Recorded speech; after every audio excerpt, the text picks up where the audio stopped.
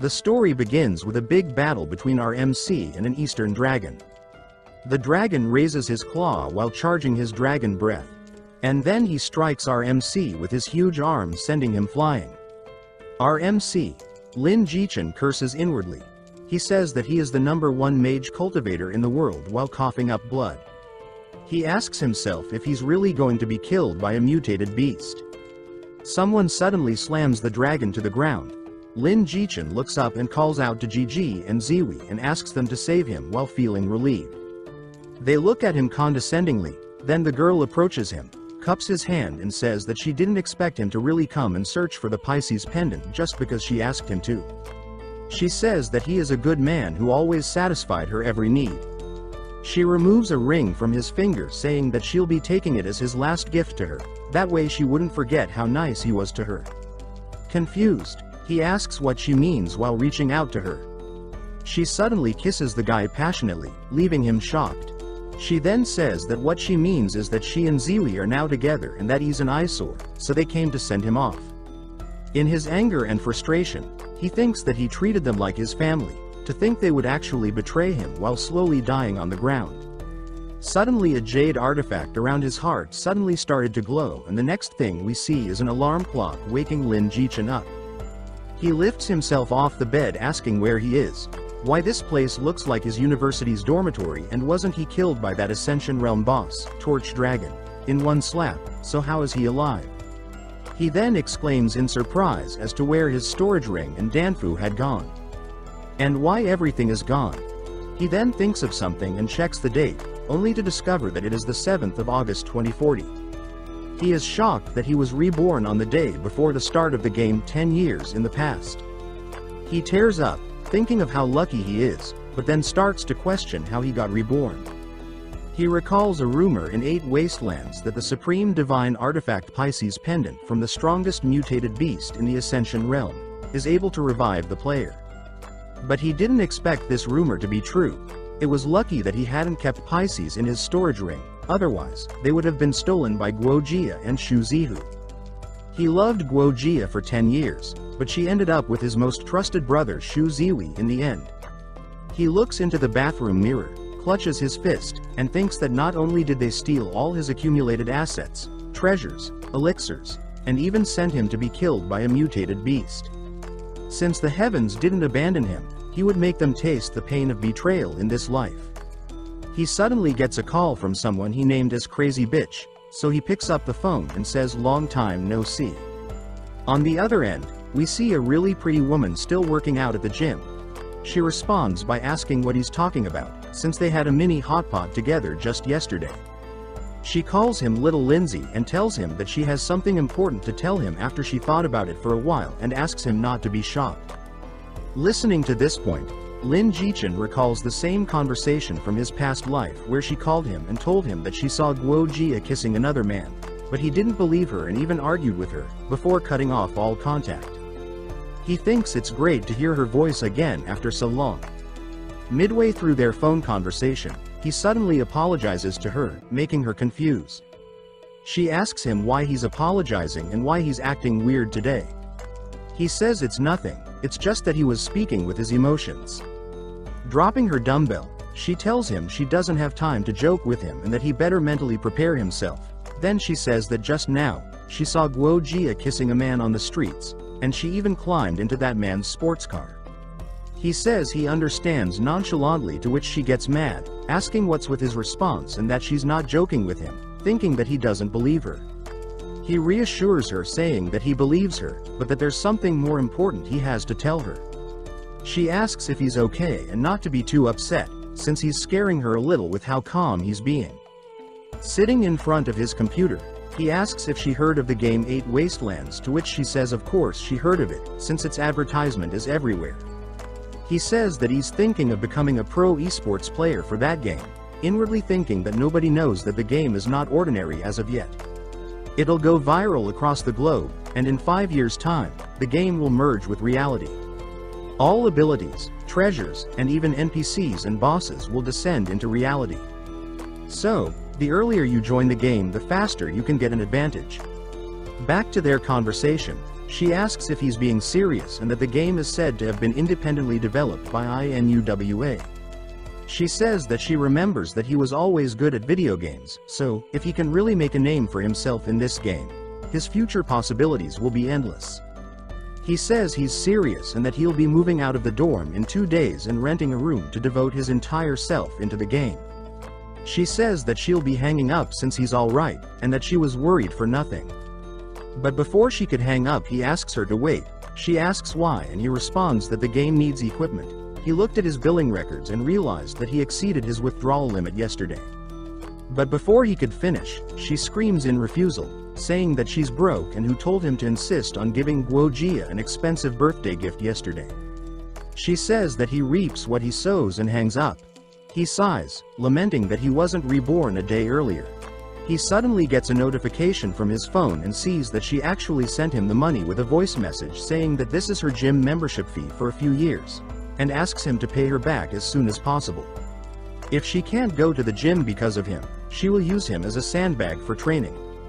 He sends her a response saying not to worry and that he will definitely return her money. Later that day, he looks at his watch and sees that there's 1 more second left till the game launches. He uses the ring on his finger to log into the game, thinking that after 10 years he's back to where dreams begin. Inside the player hub, the players who logged in are calling out to the hologram of NUWA. The Eye is the first level after entering the game. It looks simple, but it actually contains many hidden mechanisms. Lin Jichen thinks that he must deal with this carefully. The players are still screaming at Nuwa, saying she's beautiful and other things. Lin Jichen is stupefied at how idiotic they are to have improper thoughts about Lady Nuwa. She suddenly waves her hand saying how noisy, sending those players into a portal. They are surprised, asking why an NPC can get angry. Lin Jichen thinks that if their punishment is light, all the players who were disrespectful to Lady Nuwa will be put in confinement. Otherwise, they would have their attributes permanently lowered. Those who wish to earn her favor have to show enough sincerity. He walks up to her, cups his hand and bows his head. She smiles and says that for a mortal, he appears to be decent. She asks if he really wishes to step into the cultivation path and become an immortal. He says yes, saying that his name is Lin Jichen and requests her to give him her blessing. She agrees to bestow upon him good fate. An innate talent is coming. Smiling, Lin Jichen thinks of his past life and remembers his talent. Business prodigy was kinda bad. Although it gives a 10% discount when purchasing items in all stores in the city, it becomes useless in the future. He thinks that if he gets the same talent this time, then so be it.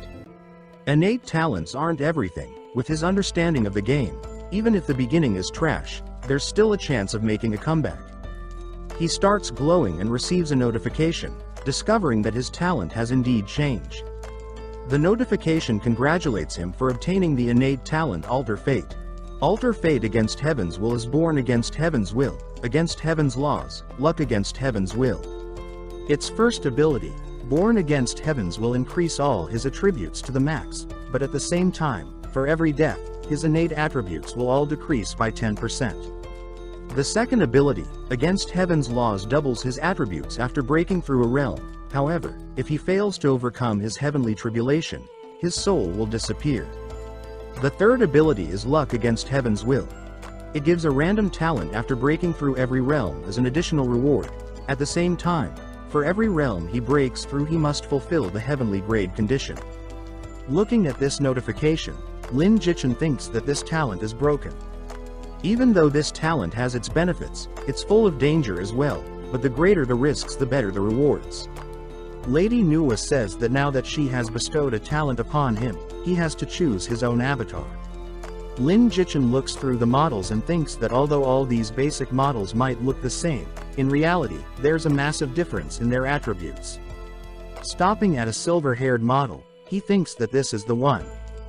That this model has the greatest charisma value in all of the basic models. He clicks on it, thinking that he didn't have experience in his previous life and intentionally chose a model with an afro because he was tired of being a handsome man his entire life. But he only realized after entering the game that the better you look, the easier it is to gain the NPC's favor. He was screwed over badly because of his afro before. Players with high charisma can get quests and get carried very easily. You might even have a chance to meet NPCs WHO would want to dual cultivate with you. So he wants to wash away the humiliation from his past life. After finishing, Manhwa asks him to choose a location to be born. He looks at the map and thinks that these 4 lands correspond to one of the 4 main professions in the game. Yongning is best suited for magic cultivation, Yuhua is best for medical, Muxian is best for weapon cultivation, and Huafeng is best for body cultivation. He checks his status and thinks that core bone determines the limit of weapon and body cultivation, while spirit determines the limit for magic and medical cultivation. Comprehension can help in learning skills, while charisma affects the favorability of NPCs. Luck is self-explanatory. This time, all attributes are maxed out, so if he continues to cultivate, he'll be able to become the #1 magic cultivator in no time. But magic is good for team battles, not solo ones. He suffered enough of this in his past life. Besides, he chose magic before because Guojia liked it. This time, he would choose one that he likes. He selects Muxian, the land for weapon cultivation, thinking that in this life if wants to be #1, he would have to face attacks from all sides. Sword Cultivation, which had the highest single target damage, is not afraid of these. In this life, he wants to become the strongest sword cultivator. He then gets teleported to the beginner's village where the players are bustling. Looking at them, Lin Jichen finds it nostalgic. A player suddenly exclaims that the old man here should be an NPC and tries to get a quest from him. The players start to push each other to be first. Lin Jichen laughs inwardly at their stupidity for thinking that a hidden quest would be in such an obvious NPC. He turns and walks in the opposite direction thinking that while they are fighting each other, he'll be heading to the sword sect. A pretty NPC suddenly calls out to him. He turns to her in confusion. She says that she's the owner of a tailor shop in the village and that she could arrange a mission for him. She says that she's been single since her husband died 5 years ago, and if he finds the quest too difficult, she could do it with him. She asks what he thinks and if he wants the mission. Meanwhile, Lin Jichen is thinking that this is the power of an innate maxed out charisma value. He didn't expect it to attract an NPC. He thinks that if he accepts and increases his favorability with this widow, he might be able to dual cultivate with her. But then he shakes his head, thinking that if he wants to be the #1 sword cultivator, he shouldn't be obsessed with beauties right at the start.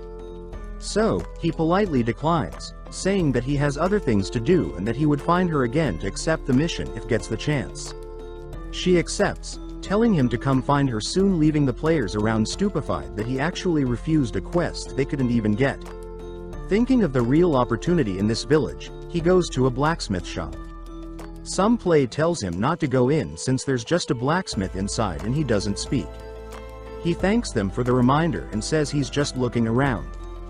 He goes inside while some players are bad-mouthing him for ignoring the advice. Inside he sees the blacksmith hammering a sword, then stops, looks at it and asks himself why it's not taking shape properly. While thinking of how ignorant the players are for not knowing that this NPC is the most important in this village, he goes to the furnace and grabs the lever, then starts pumping air into it, causing the fire to grow, which reminds the NPC that the temperature is not enough.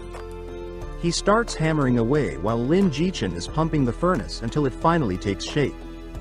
The blacksmith then turns to Lin Jichen and thanks him profusely, and as thanks for his help he could pick any weapon in shop and he will lend it to him for a day, but he has to return it after the day is over. Receiving a weapon for a day after completing a mission, the beginners will definitely find it too stingy and be too lazy to continue, but he knows the real deal behind this. Picking an ordinary iron sword, he says he'll take it. The blacksmith says that if he can find 10 venomous fangs from green pit vipers, he would give him an opportunity, to which Lin Jichen gladly accepts. Some players start flocking to him asking how he got a weapon.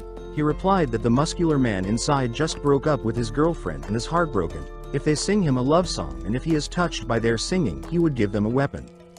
They believed him and ran toward the blacksmith and started singing, which eventually caused the NPC to lose it and kick them out. Lin Jichen is walking in the bamboo forest when suddenly a huge snake lunged at him from the side. He quickly counterattacks, killing the green pit viper in one sword strike, which lead to his cultivation progressing by 3.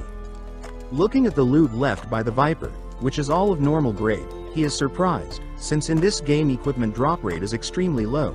He didn't expect so much equipment to drop from killing a few normal grade vipers.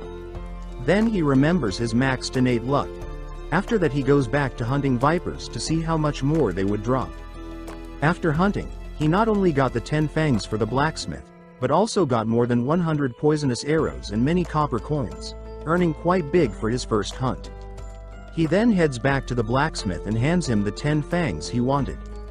Appreciating the quality of the fangs, he hands Lin Jichen a letter, saying that this is his opportunity. Looking at the letter, Lin Jichen thinks that this is it, the necessary item to join the sword sect.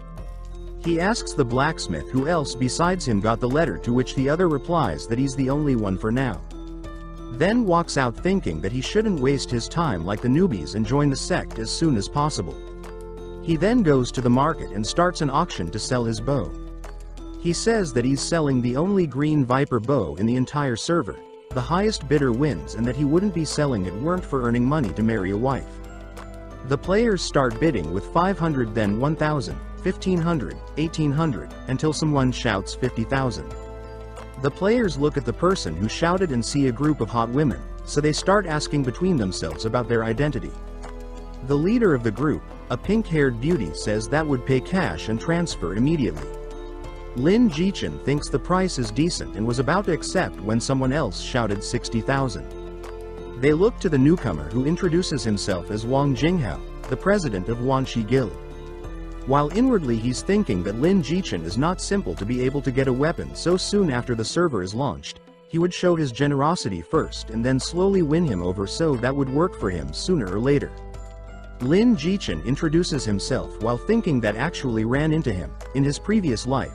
Upon reaching the top 10 in the leaderboards, this guild came to recruit him.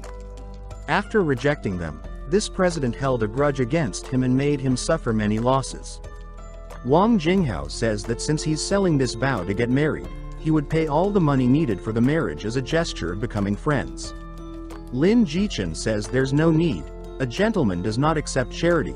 He is only willing to sell his item, so he hopes Wang Jinghao understands. Wang Jinghao says that he understood, and that for Lin Jichen to get a weapon so soon, he must be really capable. He says he admires this type of person and that his guild happens to lack this bow.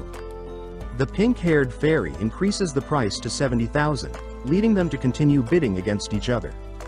Lin Jichen wonders where she's from, since she's not giving Wang Jinghao face at all.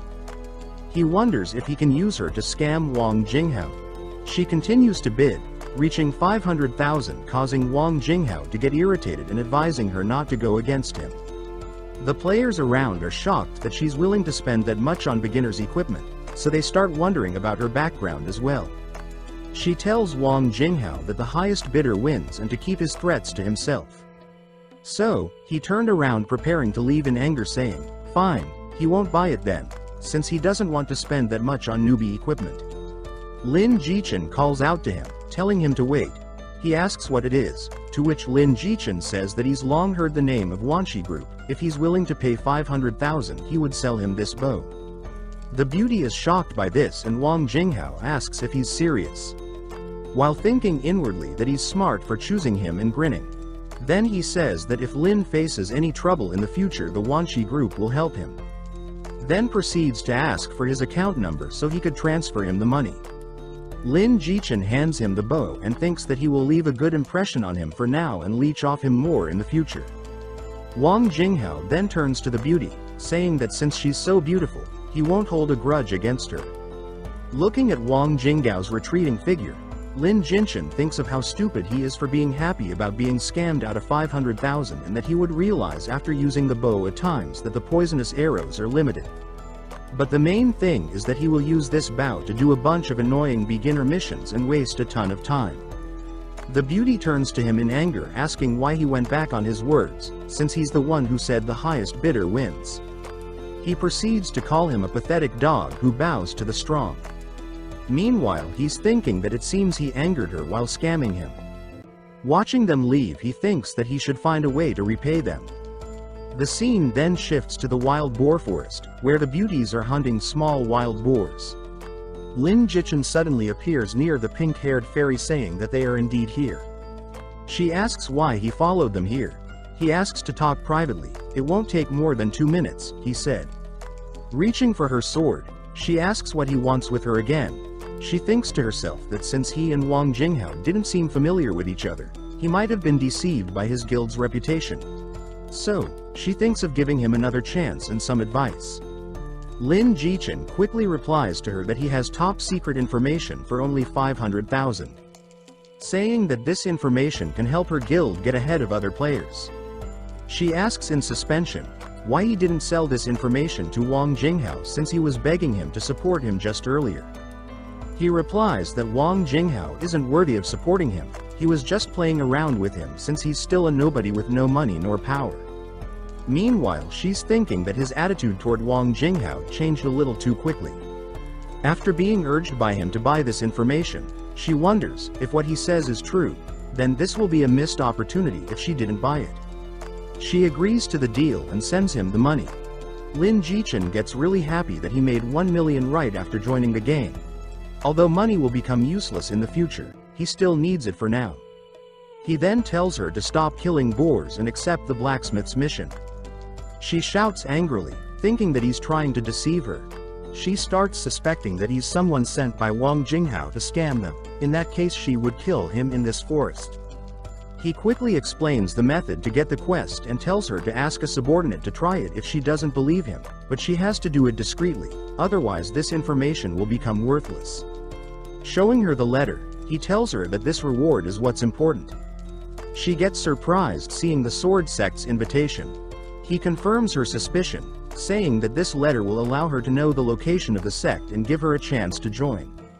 Finishing his explanation, he turns to leave but she stops him, asking why he sold her such important information, to which he says that doesn't know, maybe because she's quite pretty. Suddenly someone screams for her help, so she turns around to see her friends being chased by a huge boar. They apologize to her for attracting the area boss. She screams at them to retreat since they don't have enough people to fight a boss. Lin Jichen suddenly interjects saying that since they don't wish to fight it, he would do it. He asks to borrow her sword, so she throws it to him. He turns to face the boar, leaving the girls teasing their leader, thinking that he's just trying to show off in front of her. Seeing the boar charging at him, he jumps to the side and strikes at him with his sword. But the boss quickly throws him off with his tusks. Seeing that he can't deal any damage head-on, Lin Jichen decides to use his brain. So, he turns and runs away, leaving the girls to laugh at his antics, thinking that he gave up. He runs to a cliff and right before collision, he jumps back, leading the boar to strike the stone wall and losing a ton of health points. The boar turned to him groggily, so he lunges at him, dealing critical strikes. His eyes turning red, the boar charges at him again, to which he barely dodged. He continues to run around until he collides with the wall again. Seeing his opportunity, Lin Jichen strikes the killing blow to the boar's head. He gets a notification that his cultivation has reached 70 in the chi refining stage and his talent activates, doubling his attributes. Stepping into the chi refining stage, he thinks that he officially became a cultivator. He thanks his luck for his quick cultivation progress. His talent activates again, granting him a random talent. He gets the talent, Seed of Vitality, which increases his vitality by 10%, increasing his health, and it can be upgraded 3 times. His health at the moment is double that of others of his level thanks to his talents. He gets another notification saying that his achievement of killing this boss will be broadcasted to the world, and asks if he wants to hide his name. He declines to hide his name. Then a world announcement appears in front of all the players, congratulating him on his boss kill, and awarding him 200 points of reputation and 1 point of innate luck. The players are shocked by this, since the game just launched and someone already killed a boss. The pink-haired fairy looks at the notification in surprise and sees his name. Back to Lin Jichen, he looks at the loot, seeing a spiritual grade sword, a spiritual grade staff, and a spiritual grade movement technique. Seeing all the equipment, he confirms that having a maxed out innate luck is indeed different. The sky gets cloudy all of a sudden and he gets a notification that after 30 minutes, the heavenly tribulation will descend, which is the side effect of his talent. He has to overcome a tribulation after every breakthrough, or else his soul would disappear. Grabbing his loot, he rushes to the sect. Maybe an expert can save him there. The girl tries to stop him, asking to be friends and to sell her any equipment in the future, but since he's in a hurry, he quickly accepts her friend's invitation and runs off, leaving her dumbfounded at his weird actions. Reaching the sect, he rushes up the stairs looking for an expert to save him. While running up, he shouted his name and his intention of seeking a master. The disciples are surprised by his actions, but looking at the sky they slowly begin to understand. Suddenly, the sect leader appeared in the sky, asking for the reason for the commotion. The disciples all bow their heads and greet her respectfully. Looking at the sky, she sees that it's a sign of a heavenly tribulation and wonders if one of the elder's direct disciples is breaking through. The elder are wondering the same thing, when Lin Jichen suddenly introduces himself. He runs towards her and begs to be saved with the invitation letter in his hand, since with his current ability, he's unable to withstand the power of the tribulation. Seeing the lightning descend, the sect master quickly casts a barrier around him, saving him just in time. He looks at the fading tribulation, thankful that he survived. The elders are surprised that he attracts tribulations even in the early stage of chi refinement. Thinking that he's a genius, they run towards him offering to be his masters. They even start arguing between themselves on who can offer him a better deal. Thinking that he struck gold, Lin Jichen decides to act a bit to appear overly eager and affect their impression of him. The sect master suddenly interjects, saying that she will accept him as her disciple, leaving the elders shocked since she doesn't usually accept disciples, but she made an exception for him. She faces Lin Jichen and asks him if he's willing to become her direct disciple and follow her into the inner hall to cultivate. Thinking that hit the jackpot, he quickly bows head and accepts eagerly. The sect master, Lang Feiyang, then accepts him as her disciple and tells him to follow her. Meanwhile, he's thinking that he just entered the sect and already found a thick leg to hug. In the inner hall, Lang Feiyang starts introducing the place. The Sword Palace is the core area of the sect. It is quiet and free from external disturbances. So, he will be cultivating here in the future. She says that in a while she would ask a disciple to give him the sect's newcomer package and she will lead him to his residence, to which he agrees. Turning to leave, she asks him to meet her at dawn in the main hall tomorrow. He cupped his hands and accepted. Thinking of her, he thinks that the sect master is cold and distant, so he should lay low and train himself secretly and slowly. 1 hour later, Lin Jichen is still waiting for the disciple, so he decides to look for his room by himself. Walking around, he sees many residences until he runs into a unique one. So he decides to walk in to take a look. Opening the door and walking in, he sees his master changing her clothes. She asks who it is and turns around in anger. He quickly bows, apologizing for his rudeness, but she strikes at him, sending him flying and asking who permitted him to barge into her residence. He kneels down and explains that the guiding disciple hadn't shown up after a long time and he wanted to familiarize himself with the surroundings, so he accidentally entered her residence, but he didn't do it on purpose. He curses inwardly at his bad luck, hoping that this doesn't affect her favorability towards him. Calming down a bit, she sighs and says that since didn't do it purposely she won't punish him this time. She takes out a purple bead, tosses it to him and says that in the future he is not allowed to enter this place without her permission. He inspects the pill and finds that it's a mystical grade violet jade pill. After consumption, for 5 minutes, all combat attributes increase by 30 and when not in combat, recover stamina by 3000. Seeing this description, he finds the sect master extremely generous for casually throwing him a mystical grade pill. He thanked her before leaving, but he couldn't bear to eat such a pill. So, he decides to keep it for now. While walking, the guiding disciple Nangongyue finally shows up, calling him junior brother and asking him to come greet his senior sister. He greets her respectfully, to which she appreciates. She introduces herself and says that she has reached the final phase of the crystallization stage, so if he faces any problems in the future, she could help him. Her favorability increases by 10, making her current favorability of 10 as casual. Seeing her favorability go up at their first meeting, he confirms that good looks is indeed an advantage in this game. He continues to praise her beauty, to which she blushes and calls him a bootlicker. He tells her that there's a saying that goes, to improve your cultivation, you cannot just rely on learning. Instead of working hard foolishly every day, it's better to kiss some ass. She bursts out laughing and her favorability goes up by 5 again. Different favorability with different NPCs can trigger hidden quests and opportunities. The favorability system goes from 1 as familiar, to 100 as together till death. Usually, if the favorability of the opposite sex NPC reaches congenial love, there will be physical interactions. When reaching perfect unison, you can become a Dao couple and begin dual cultivation mode. But it's hard to farm favorability with NPCs. In his past life, there were many players who did not have a good ending. He suddenly coughs out blood, shocking his senior sister. She asks what's wrong with him, and when did he get hurt. He thinks that he needs medicine to heal his internal injuries, but remembers that this injury is closely related to this senior sister, so he decides to use this chance to get some compensation. He slowly stands up and tells her how he got hurt by his master after waiting for her. She admits that it was her fault since she got engrossed in a romance novel and was held up. She hands him a chi replenishing pill and urges him to eat it quickly. He thanks her, glad that he got another pill for free. She says it's her fault in the first place, to which he denies, saying he decided to walk around carelessly.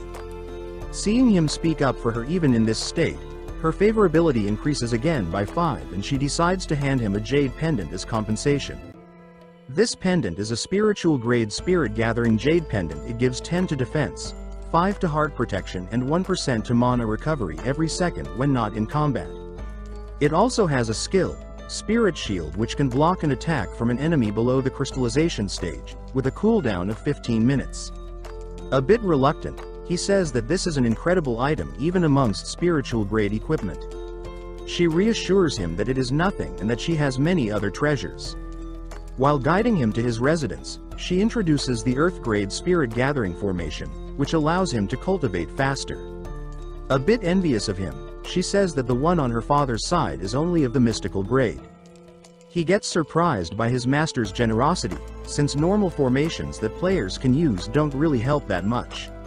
She taps his shoulder and bids him farewell since she finished her mission. Sitting down to cultivate inside the formation, he finds it terrifying since meditating here is more than 10 times faster than normal at his stage. With this speed, if he logs out for 3 hours, his cultivation value will be maxed. And since he has nothing to do till tomorrow, he decides to log off.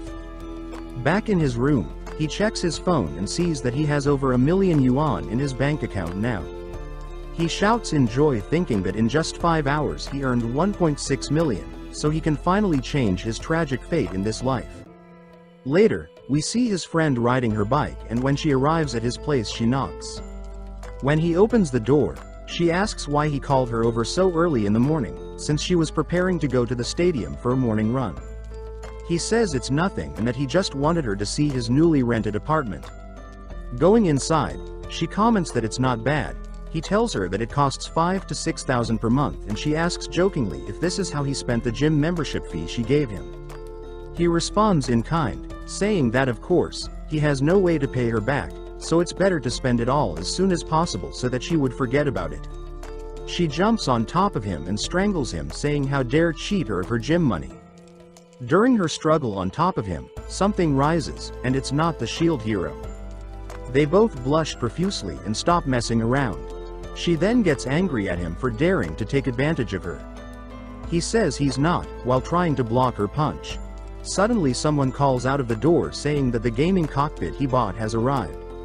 Lin Jichen asks him to wait a bit and explains to his friend that he earned some money in game and bought her a gaming cockpit, so she should take it from him first, otherwise, he would refund it immediately. She quickly accepts, and then they let the delivery men in. Watching the men bring the cockpit in, he tells her that he doesn't think it would fit in the dorm, and if he puts it in her house, her dad will probably break it. So she should just put it here at his place since he reserved a room for her. She agrees, and runs towards it laughing, saying that this cockpit is the newest, so she's gonna take pictures to share with her friends. Seeing her anger disappear just like that, He confirms that money indeed can solve 99% of all problems, so he should quickly get back online and earn more money.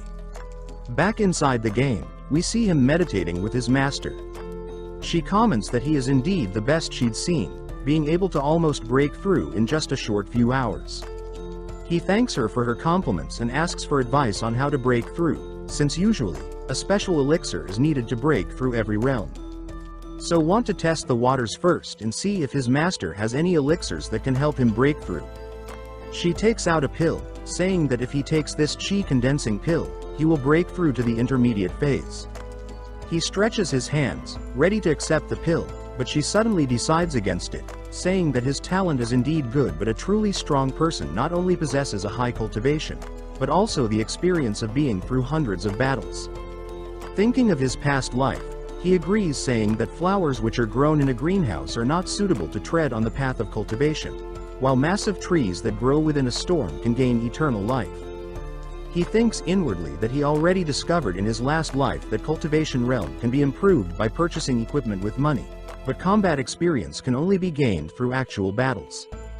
His master is pleasantly surprised by his insight, saying that he's more grounded than she imagined, which increased her favorability by 5. Shaking his head out of the delusion that his master will fall in love with him after seeing her favorability go up a bit, she tells him to go on a mission with chi refining stage difficulty, and once he completes the mission she would give him the pill. But before he leaves, she gives him the Tianyan Heart Sutra, which is a technique that every sect disciple has learned. The more he cultivated this technique, the more benefits he could reap. He thanks her before leaving, and then heads to the mission hall. On the way, he notices that many players have joined the sect, which isn't a big deal since many sharp people would have discovered the hidden quest anyways, and he has seized the opportunity and became a direct disciple already. Someone calls out to him, so he turns around to see the pink-haired beauty waving to him. Seeing that she managed to join the sect, he thinks that it's not bad, since the more friends there are, the more options he gets, so perhaps he could ask for her help in the future. Just after greeting each other, he turns to leave, saying that he still has a mission to complete, leaving him sullen since she hasn't even finished speaking and he's already gone. Her friend teases her by saying that the handsome guy is too cold, so it won't be easy to woo him. Su Wanling turns to her asking how she even came to that conclusion, to which her friend laughs it off. Back to Lin Jichen, he's waiting in line to pick a mission while studying the technique given to him when he was called up next. He goes to the receptionist and introduces himself, saying that he's here to pick a mission. Smiling at him, she advises him to pick a mission within his capabilities. Looking at the missions, he sees that the simplest is an herb collection quest, but he thinks it's a waste of time. The advanced missions are just about hunting beasts and won't help much in gaining combat experience. He looks toward the special mission with hell difficulty and chooses it, thinking that special missions can unlock special rewards, and since he learned the Heart Sutra, all his fighting attributes have increased by 5%. The mission is to help the sect find the lost secret technique with a warning below to low-level disciples. The mission description says that a chi refining stage disciple was killed outside and the secret technique he had was stolen, so he has to avenge this disciple and retrieve the lost secret sect technique.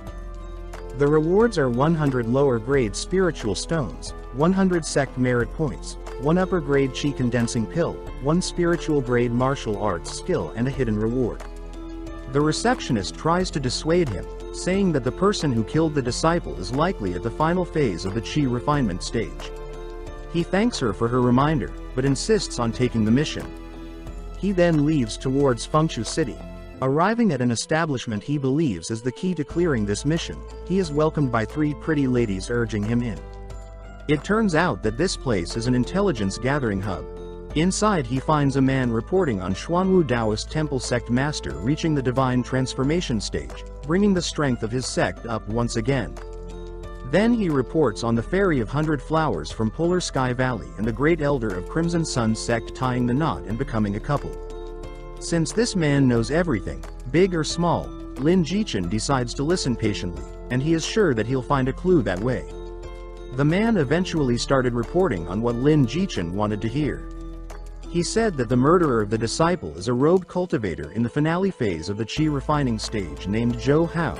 He is a ruthless individual from the demonic path.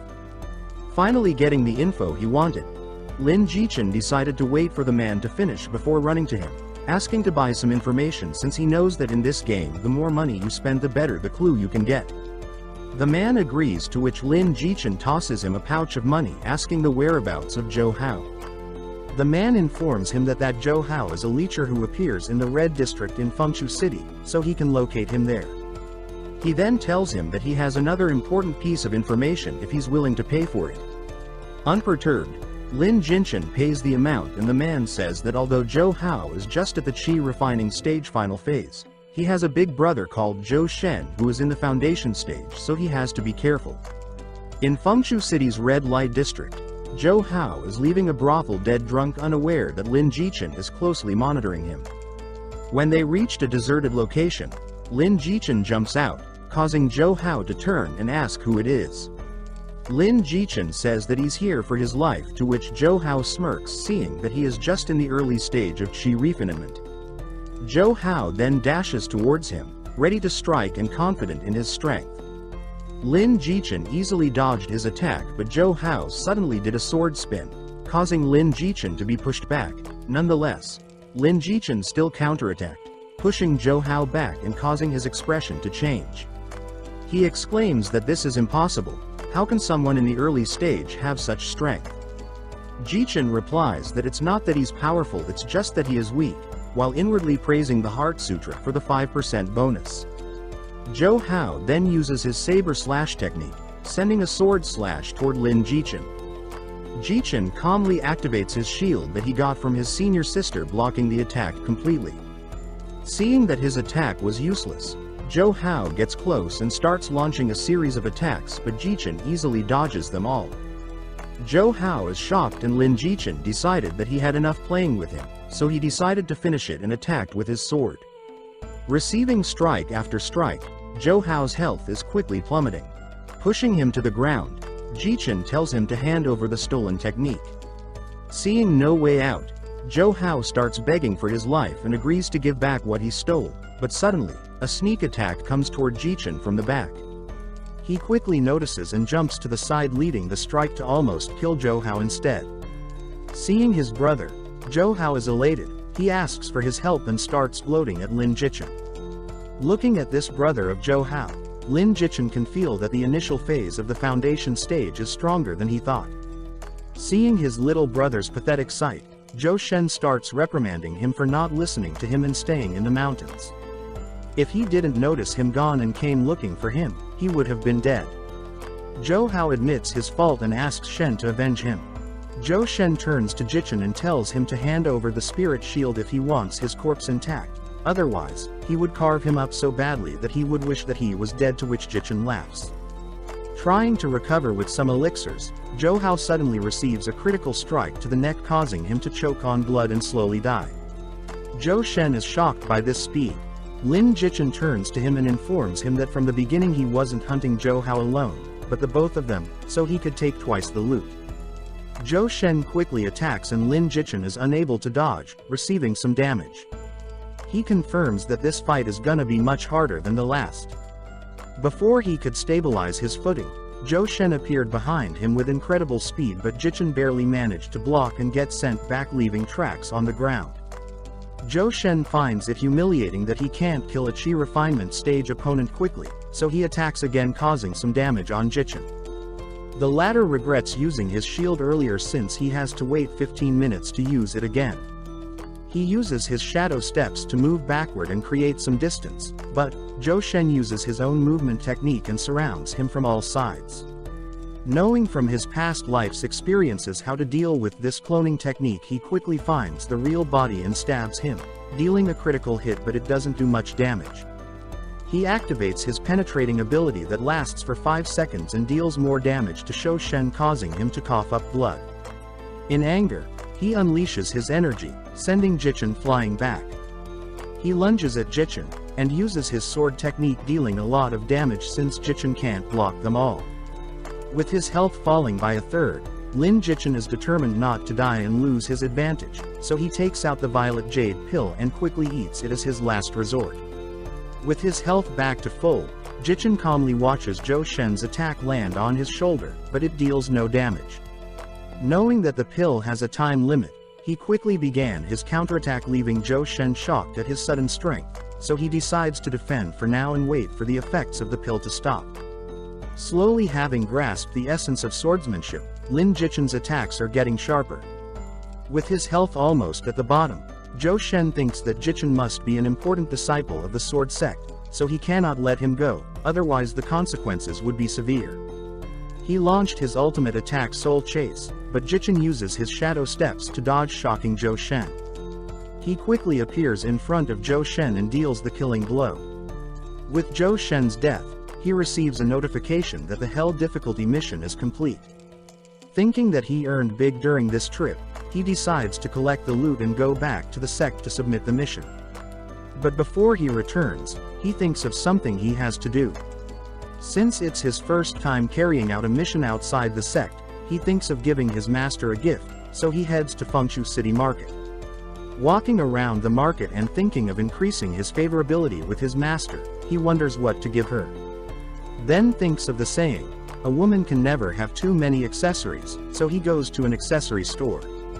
A while later, he is back at sect, submitting his completed mission. The receptionist looks at him in amazement, saying that he's amazing and asking how he did it so quickly. Hearing this, the disciples are all shocked by this accomplishment. Complimenting him on his bright future, the receptionist hands him his rewards with 100 lower grade spiritual stones as a bonus. The players and disciples flock to him, asking him questions and offering him to join their guilds. Some female players even offer their bodies in exchange of being carried through the game.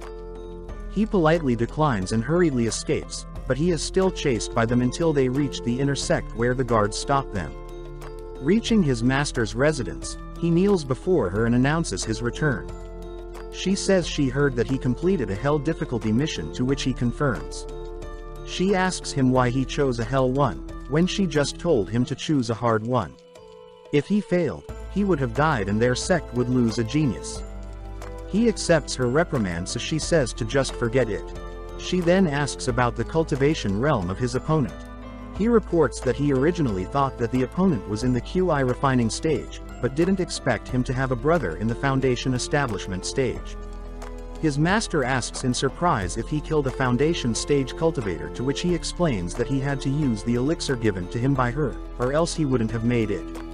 She tells him that the gap between cultivation realms is extremely great, so he has to be more vigilant in the future and not act recklessly. Handing him a talisman, she says that he is the most talented disciple in the sect, so he should keep this talisman and only use it in life and death situations. Inwardly she thinks that she didn't expect his fighting aptitude to be so high. He's really a once-in-a-thousand-years talent. The talisman's description says that it contains a wisp of Leng Feiyan's soul sealed within and can only be used once. It cannot be used in battles with other players either. He gladly accepts the talisman. She then hands him the chi condensing pill she promised, and seeing that he completed a Hell level mission, she gives him another one as a reward. He thanks her profusely, promising not to disappoint her. She then says that the thing he lacks the most right now is sword techniques, so he can exchange for them at the scripture library. He asks her to wait and gives her the jade hair pin he bought her as a gift, saying that he couldn't buy her a jeweled hair pin, so he could only buy an ordinary one, so he hopes she likes it. She looks at it and says to cultivate diligently and not slack off before disappearing. Seeing her cold reaction, he wonders if she didn't like it, but suddenly receives a +5 favorability notification, pleasantly surprising him. Walking out of her residence, he sees a huge explosion in the distance and decides to check it out. He arrives at the location, where he sees Elder Tianqing lamenting his failure at refining the Eternal Youth Pill. He announces to the spectators that he is one of the 12 great elders of the sword sect and needs a medicinal catalyst to refine an elixir, so he asks if anyone is willing to help him find one. Seeing that it's a Hell level mission again, the players refuse to step up, except for Lin Jichen, who bows and says that he is willing to help find him the yin replenishing herb. Looking at Jichen, he remembers him as that cold girl's newly accepted direct disciple. While Jichen is thinking that this elder is the best alchemist in the sect, so if he builds a good relationship with him, it will definitely benefit him. Lin Jichen reaches the Medicine Valley at nighttime. According to his previous life's memories, a boss-level monster like the spirit falcon will usually appear near places where herbs grow well. He suddenly notices something and sees that a group of players are already fighting the boss. With his health reaching the halfway point, the falcon uses a shockwave attack to send the player flying back. Jichen calls them noobs inwardly for struggling against a single boss. He thinks that they will be wiped out soon by the falcon, so he should negotiate with them to let him have the boss. The players notice Jichen approaching, and it turns out to be the guild of the female fairies. Wrangling and her friends approach him and he politely asks them to let him have the boss since he needs it for a mission. He thinks that since it's Su Wangling's guild, this should be easy. A white-haired beauty interjects and asks Wangling if she knows him, to which the latter says that he's the expert she told her about, the one who shocked all the players and the one who sold them the information about the blacksmith's mission. Wrangling speculates that he's here to capture the boss to receive the Tianyan Heart Sutra, unaware that he already had it. The white-haired beauty says that the boss is equally important to them, Moon Shadow Guild, so they can't just give it to him even though they're on good terms. Su Wangling agrees to tell him that. She approaches Lin Jichen and apologizes, saying that their boss needs this falcon for a mission, so he should wait for it to respawn tomorrow. He sighs and says that he knew this wouldn't be easy, but then smiles confidently and says that looking at their battle, he probably won't need to wait for it to respawn. The boss suddenly shrieks, making all the players around feel dizzy. And using that opportunity, he lunges at them, one-shotting them one by one. The leader and Su Wangling get shocked seeing this, and Jichen tells them that he was about to inform them that when the boss's health reaches 50%, he will release a pollen that stuns player. The pollen will reduce your physical energy and increase skill cooldown, so he wishes them good luck fighting it. The leader tells Wangling to ignore Jichen and rushes to join the battle. She uses an earth spell to bind the falcon in place, limiting his movements, and then she casts Blazing Fire Lantern, a fire spell. The spell explodes on the boss and takes out a huge chunk of his health. Jichen sighs inwardly, thinking that this kind of move will only infuriate the falcon. Once the wrath value of the falcon reaches a certain point, not only will his attack speed increase, but his damage will rise as well. The whole falcon turns red with eyes glowing and charges towards the leader with his beak wide open. Su Wangling shouts for her to be careful, but she still got hit, losing most of her health with that single attack. She tries to focus and uses Stone Rain spell to push the falcon off of her. Jichen calls out for her and asks if she's dumb. He tells her that he can teach her the method to deal with this falcon in exchange for the yin replenishing herbid drops, and asks if she agrees. They instantly agree, and he tells them that the falcon has the highest hatred towards the leader, and yet she uses Stone Rain to make it even angrier. Her health is already at the bottom. Once the falcon recovers from her Stone Rain, he will kill a fragile mage like her in one strike.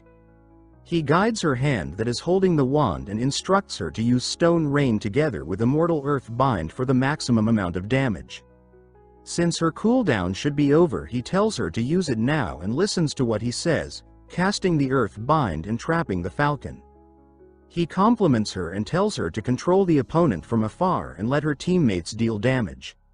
She gets excited seeing the raid finally going smoothly and thanks him for his guidance.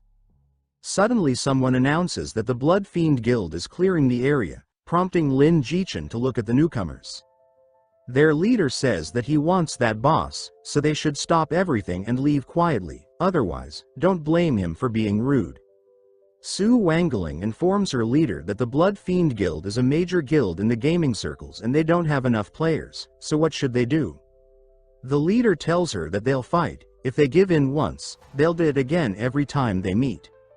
Even if they lose, they must show them the fighting spirit of their guild. At the very least, they can't lose their pride, to which Wangling agrees. The leader laments the shame of giving up on the falcon when its health is so low in order to fight the Blood Fiend Guild. Jichen interjects and says that he can help them deal with the falcon, but when things are over, apart from the herb, he gets to choose one of the equipment it drops. They agree and Su Wangling says that she'll leave some player to assist him, but he rejects her offer and tells her to focus on the guild battle and leave this falcon to him alone. The leader of the Blood Fiend Guild starts laughing loudly and says that he's delusional for wanting to solo the falcon at the chi refining final phase. He orders his men to charge and deal with this third-rate small guild. Moon Shadow Guild rushes in as well and a big PvP battle begins. The Blood Fiend Guild slowly starts to overwhelm them with their superior numbers and eventually surround them. They start mocking them and saying that they'll send them to the beginner village right now. The leader says that this is their fate for daring to fight with the Blood Fiend Guild. They should consider this a lesson for an inferior guild such as them. He thinks inwardly that the game only launched a few days ago and he already destroyed a guild. How dominating is that? Once he kills the boss later, it will be perfect. A sudden announcement appears in the sky and one of the Blood Fiend informs his leader to take a look. He gets surprised and looks at the announcement, seeing that congratulates Lin Jichen for being the first to kill a chi refining boss. His rewards are 400 reputation points, 2 innate charisma points and 1 achievement medal. This announcement shocked the Blood Fiend leader and his goons. Jichen, on the other hand, turns to the ladies and tells them that he finished dealing with the falcon so they should come and split the loot. The leader of the Blood Fiends shouts how dare he steal his boss, is he tired of living? He continues saying that this guy who can solo a boss at that level will definitely become a big problem in the future. He must kill him immediately and steal his equipment to disrupt his leveling momentum. He orders his men to kill him and says that he'll reward whoever does it handsomely. A player shouts that he'll do it and appears behind Jichen, saying that he's a UFC fighter in real life. His one punch has the force of 20 years of training, and uses a fist technique Yo Strike Jichen. But Jichen easily dodges to the side before the other could even finish his words and counter-attacks with his sword, dealing enormous damage. Jichen has played as a mage for 9 years in his previous life and has faced countless sneak attacks, so it's quite easy to deal with that punch. The other player gets shocked and wonders how is his reaction speed so fast, this should be impossible. Jichen deals a second strike, killing him instantly. The Blood Fiends get shocked by how easily he dealt with the guy, and Jichen tells them that just because he didn't cause trouble for them, doesn't mean that he's afraid of them. He doesn't care about their guild battles, but if he dares cause trouble for him, then he better be careful. They call him arrogant and 4 of them charge at him this time, thinking that they can overwhelm him with numbers. Lin Jichen scoffs, calls them stubborn and uses Frost Moon Slash technique to instantly kill all 4 of them at the same time. He then coolly turns to the Blood Fiends and asks if they're going to keep coming or what. Grasping the situation, the Blood Fiend leader says that they will retreat first and deal with him in the future. The white-haired fairy thanks him happily for his help and he tells her that it's no big deal. They turn to the loot the falcon dropped and see that many items were dropped this time. Jichen says that as per their agreement, he gets the herb and an additional piece of equipment. The girls are still shocked that 6 items dropped at once since they've never seen a monster dropping so much equipment. The leader says that he killed the falcon by himself, so they have no rights to receive equipment, all of it belongs to him. He refuses, saying that they fought the falcon first, he's gained a lot by stealing the first kill and he will pick 1 item as their repayment. While Jichen checks the loot, the girls start whispering in the back. Wangling suddenly does a transfer and sends 5 million yuan to Jichen, surprising him greatly. The leader then introduces herself as Zhang Luo Yu, the president of the Moon Shadow Guild. He shakes her hand and introduces himself as Lin Jichen, a lone wanderer. Thinking of her name, he finds it familiar somehow. He suddenly recalls that in his previous life, he saw her name on the ranking list. She was the second most powerful mage cultivator after him. But that's not worth mentioning. More importantly, she is the daughter of the richest man in Chonghai City. He starts rubbing her hand, trying to soak up some of her prosperity. Su Wangling coughs loudly and tells him that that's enough, to which he laughs awkwardly, saying that he was thinking of something and didn't do it on purpose. He gets pissed off and thinks inwardly that he didn't care about her before. She thought it was because he was focused on his career, but it turns out he didn't think she was pretty enough. He turns to leave and bids them farewell since everything is fine now. Zhang Luo Yu says to Wang Ling with a blush on face that her friend seems like a pretty nice person, to which Wang Ling asks with an annoyed look what's good about him. He just took advantage of her. It's obvious he has ulterior motives.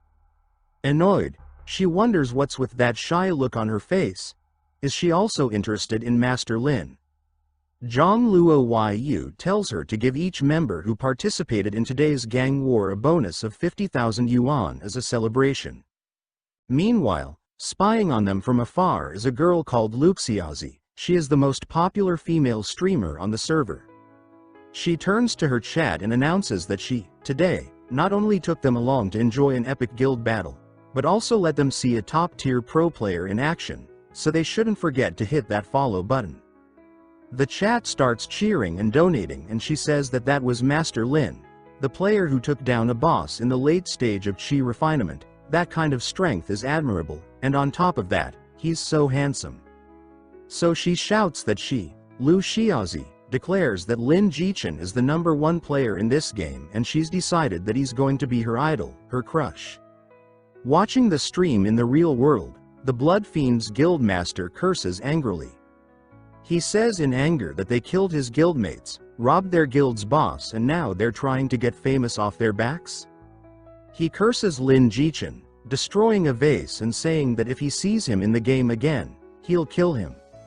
In the meantime, Jichen headed back to the sect and arrived at the Elder's quarters. He announces his presence and the completion of his mission.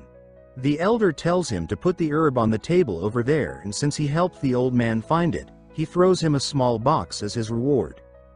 Jichen thanks the Elder and takes a look inside the box. What he finds is 3 spirit-grade attribute pill that increases 1 combat attribute permanently by 1 to 5 points. And there is also a spirit-grade bracelet that adds 5 to speed, 8% to dodge and -10% to body skill cooldown. After checking these rewards, Jichen turns to the Elder and asks if he perhaps still doesn't know the formula for the Eternal Youth Pill.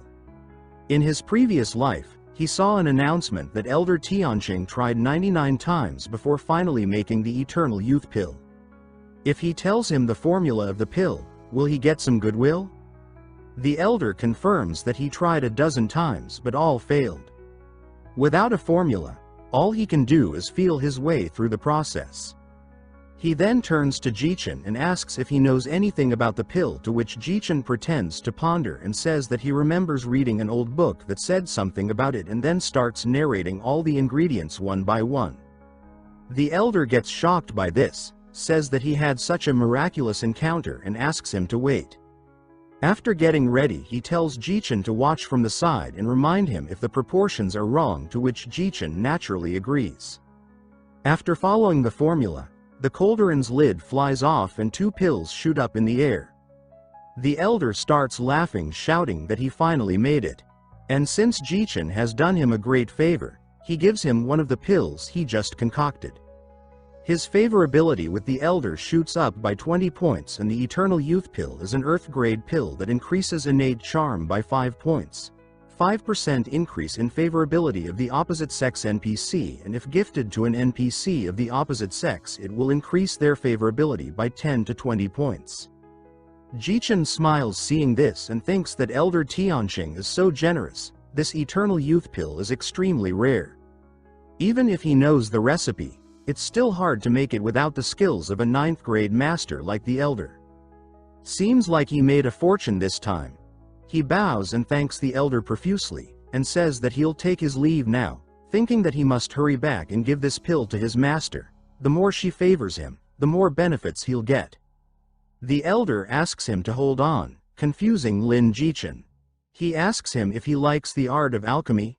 He would like to take him as his disciple and teach him alchemy. Is he willing? This proposal shocked Jichen greatly. Suddenly, his master, the sect leader, pops up asking the Elder if he has the heart to take away her only disciple. Seeing her appear here, Jichen starts sweating and wonders why she's here at this moment. he never intended to agree to the elder's request. The elder responds that she's mistaken, he had no intention of stealing her disciple, it's just that her disciple is quite talented in alchemy and he liked him so much that wanted to teach him the art. Fei Yan says that she understands in that case. Jichen heaves a sigh of relief inwardly, thinking that she's probably not angry. She looks like a cold and aloof fairy. It's obvious she has a very stable emotional state. The sect master continues saying that she feels her disciple is more talented in cultivation than alchemy. What the sect needs most is not alchemists, but powerful immortals. But he doesn't have to feel sorry. If her disciple's cultivation level improves a bit more, she'll let him take the elder as his master.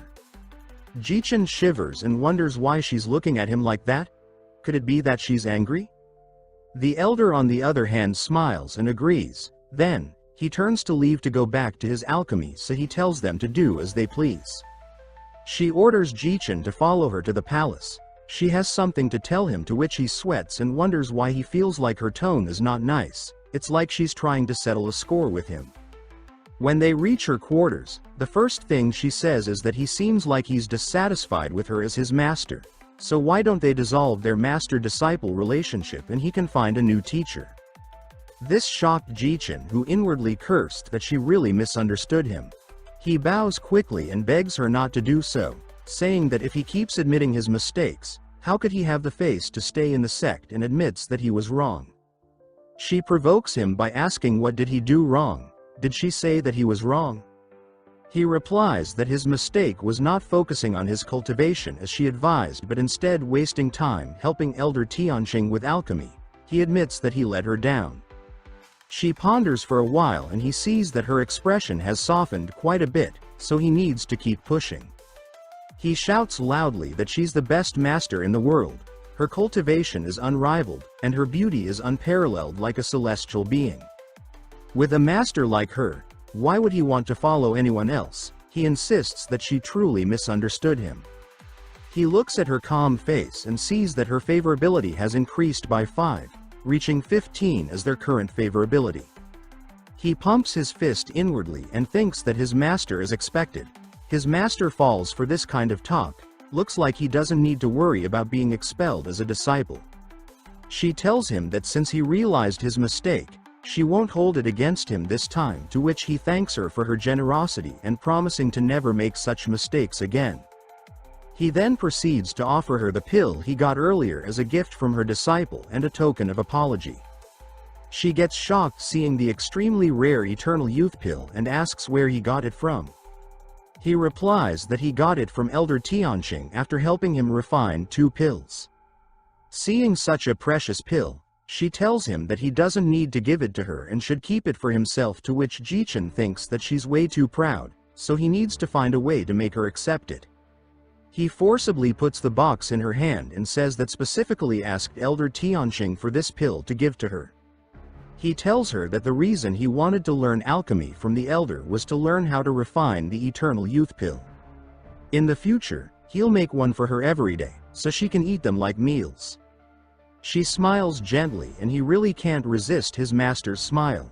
He continues saying that although her celestial beauty doesn't require an Eternal Youth pill, this is his heartfelt intention, so he hopes she'll accept it to ease his mind. She smiles, puts the box in her storage space and agrees to accept the pill. As soon as she does, he receives a notification that his favorability increased by 20 points, reaching 35 and making their relationship close.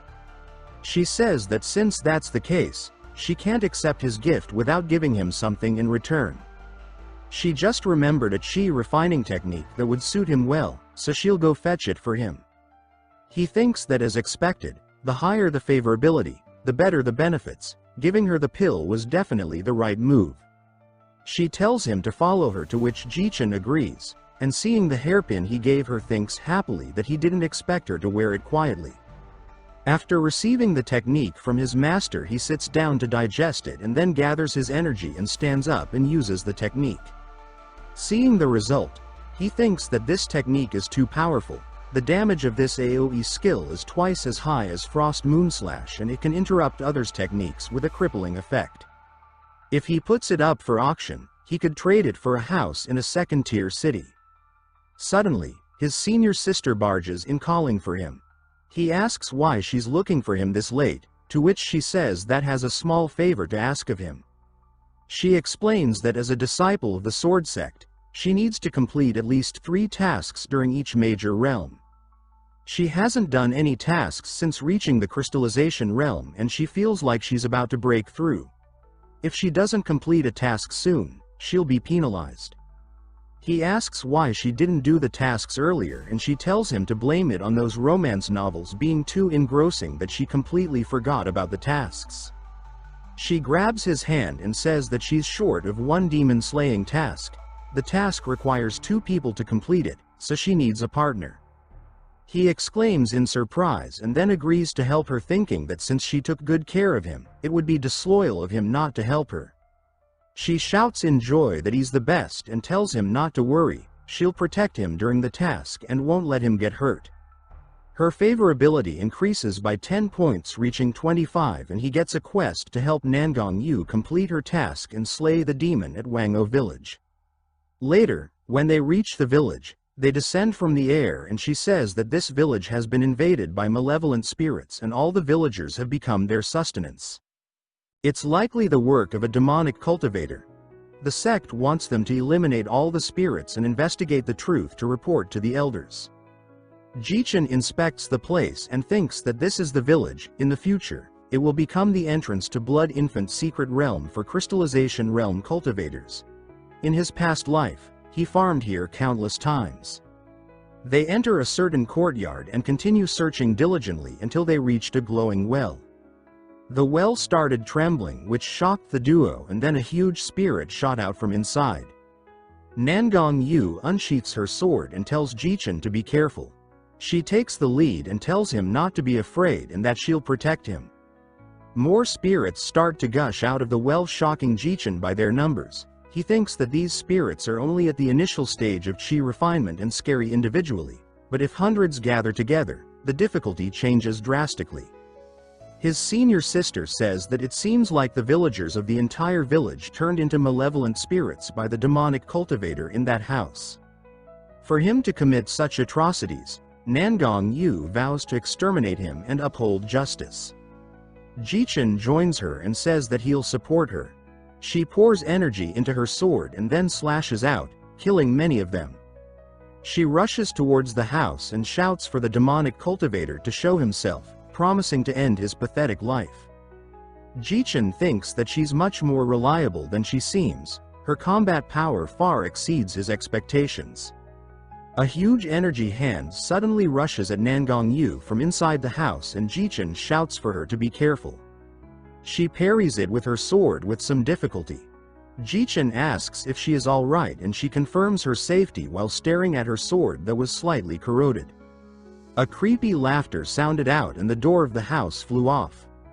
A figure emerges from the smoke while saying that he was cultivating here and seems to have attracted the disciples of the sword sect. They had a path to heaven but chose not to take it, so don't blame him for sending them to hell. Jichen exclaims that he's a cultivator at the initial stage of Golden Core, and she asks in disbelief how could that be possible and if the sect's information was wrong.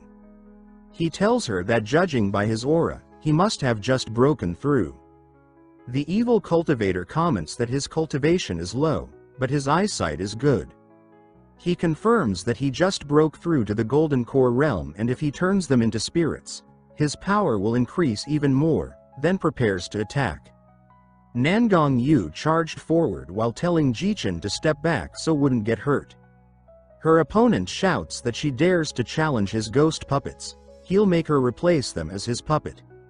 They both clash several times and then Nangong Yu charges her energy and releases it towards him. Jichen thinks that in a battle of this level, it's best for a small cultivator like him to stay back.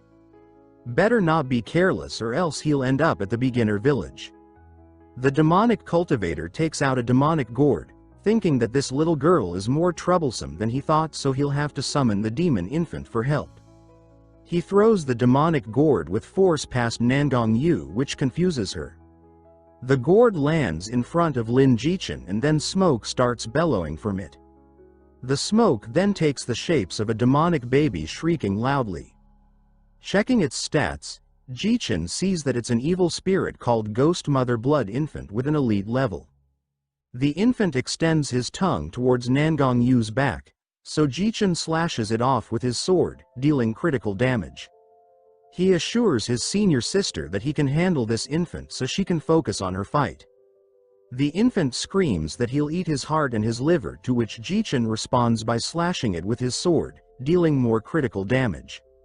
The infant reaches its second stage and transforms into bats that swarm around him. This technique is called Blood Bat Sound. It disrupts the mind and reduces agility skills by 30%. He tries to calm his mind and convinces himself to not let them interfere with him. Then he pours energy into his sword and uses his newly learned technique, Phoenix Feather Strike. The strike dealt with the bats effectively, and he managed to break through them with glowing eyes. The AoE effect of the skill crippled the bat, leaving them helpless for slaughter. On the other side of the battlefield, Nangong slams her opponent into the ground and he curses, not willing to accept defeat. Jichen thinks that this seemingly delicate and cute senior is not to be underestimated. He truly misjudged her before. Their enemy scoffs and says that even if he dies, he won't let them have peace, and throws a wooden box in Nangong Yu. She instinctively takes a defensive posture and slashes the box in half, causing smoke to bellow out and cover her. Jichen shouts for her to cover her mouth and nose, saying that that is a demonic insect. But it's too late, as her skin has turned red, eyes pink, and she's having trouble breathing. He dashes to help her as she falls to the ground and asks if she's okay. She breathes heavily while trying to remove her clothes and begs him not to look at her. He closes his eyes in embarrassment and agrees. The demonic insect is a creature that stimulates human desires. This must be her encountering such a sinister trick, which is why she was completely defenseless and fell for it. She starts calling for him coquettishly and her favorability starts shooting up. This sudden increase surprised him, but after thinking he deduced that this sudden increase isn't real, it's just the effect of the demonic insect. She continues calling for him, saying that she's uncomfortable and asking for his help. She gets close to his face with her eyes closed, reaching for a kiss. Jichen blushes and thinks of what would happen if he sleeps with her right now. Then he pulls himself together and pushes her away, thinking that if he did that, when she wakes up, she'll realize everything. By then, at best her favorability will drop to 0, and at worst, she might turn against him and kill him in a fit of rage. After finally getting such a great start, securing a powerful backer, he can't ruin his future over one night of passion. He looks back and stares at the well, thinking that he remembers that this ancient well has some special pills, but there's a formation below, which isn't difficult for a cultivator at the crystallization stage to withstand, but he's only at the chi refining stage. He hardens his resolve and dashes towards the well, thinking that he can't worry about that right now. He tells his senior sister to hold on, he is going to find her an antidote. He jumps down the well that's swirling with ghost spirits. He lights a torches and searches the place, thinking that these bones seem to be the remains of the villagers. The yin energy here is intense. He finally reaches a barrier and takes a lot of damage. He thinks inwardly that needs to find the pill quickly. If this continuous damage lasts too long, he won't be able to hold out either. He then notices a shiny thing on top of a pile of bones and thinks that finally found it.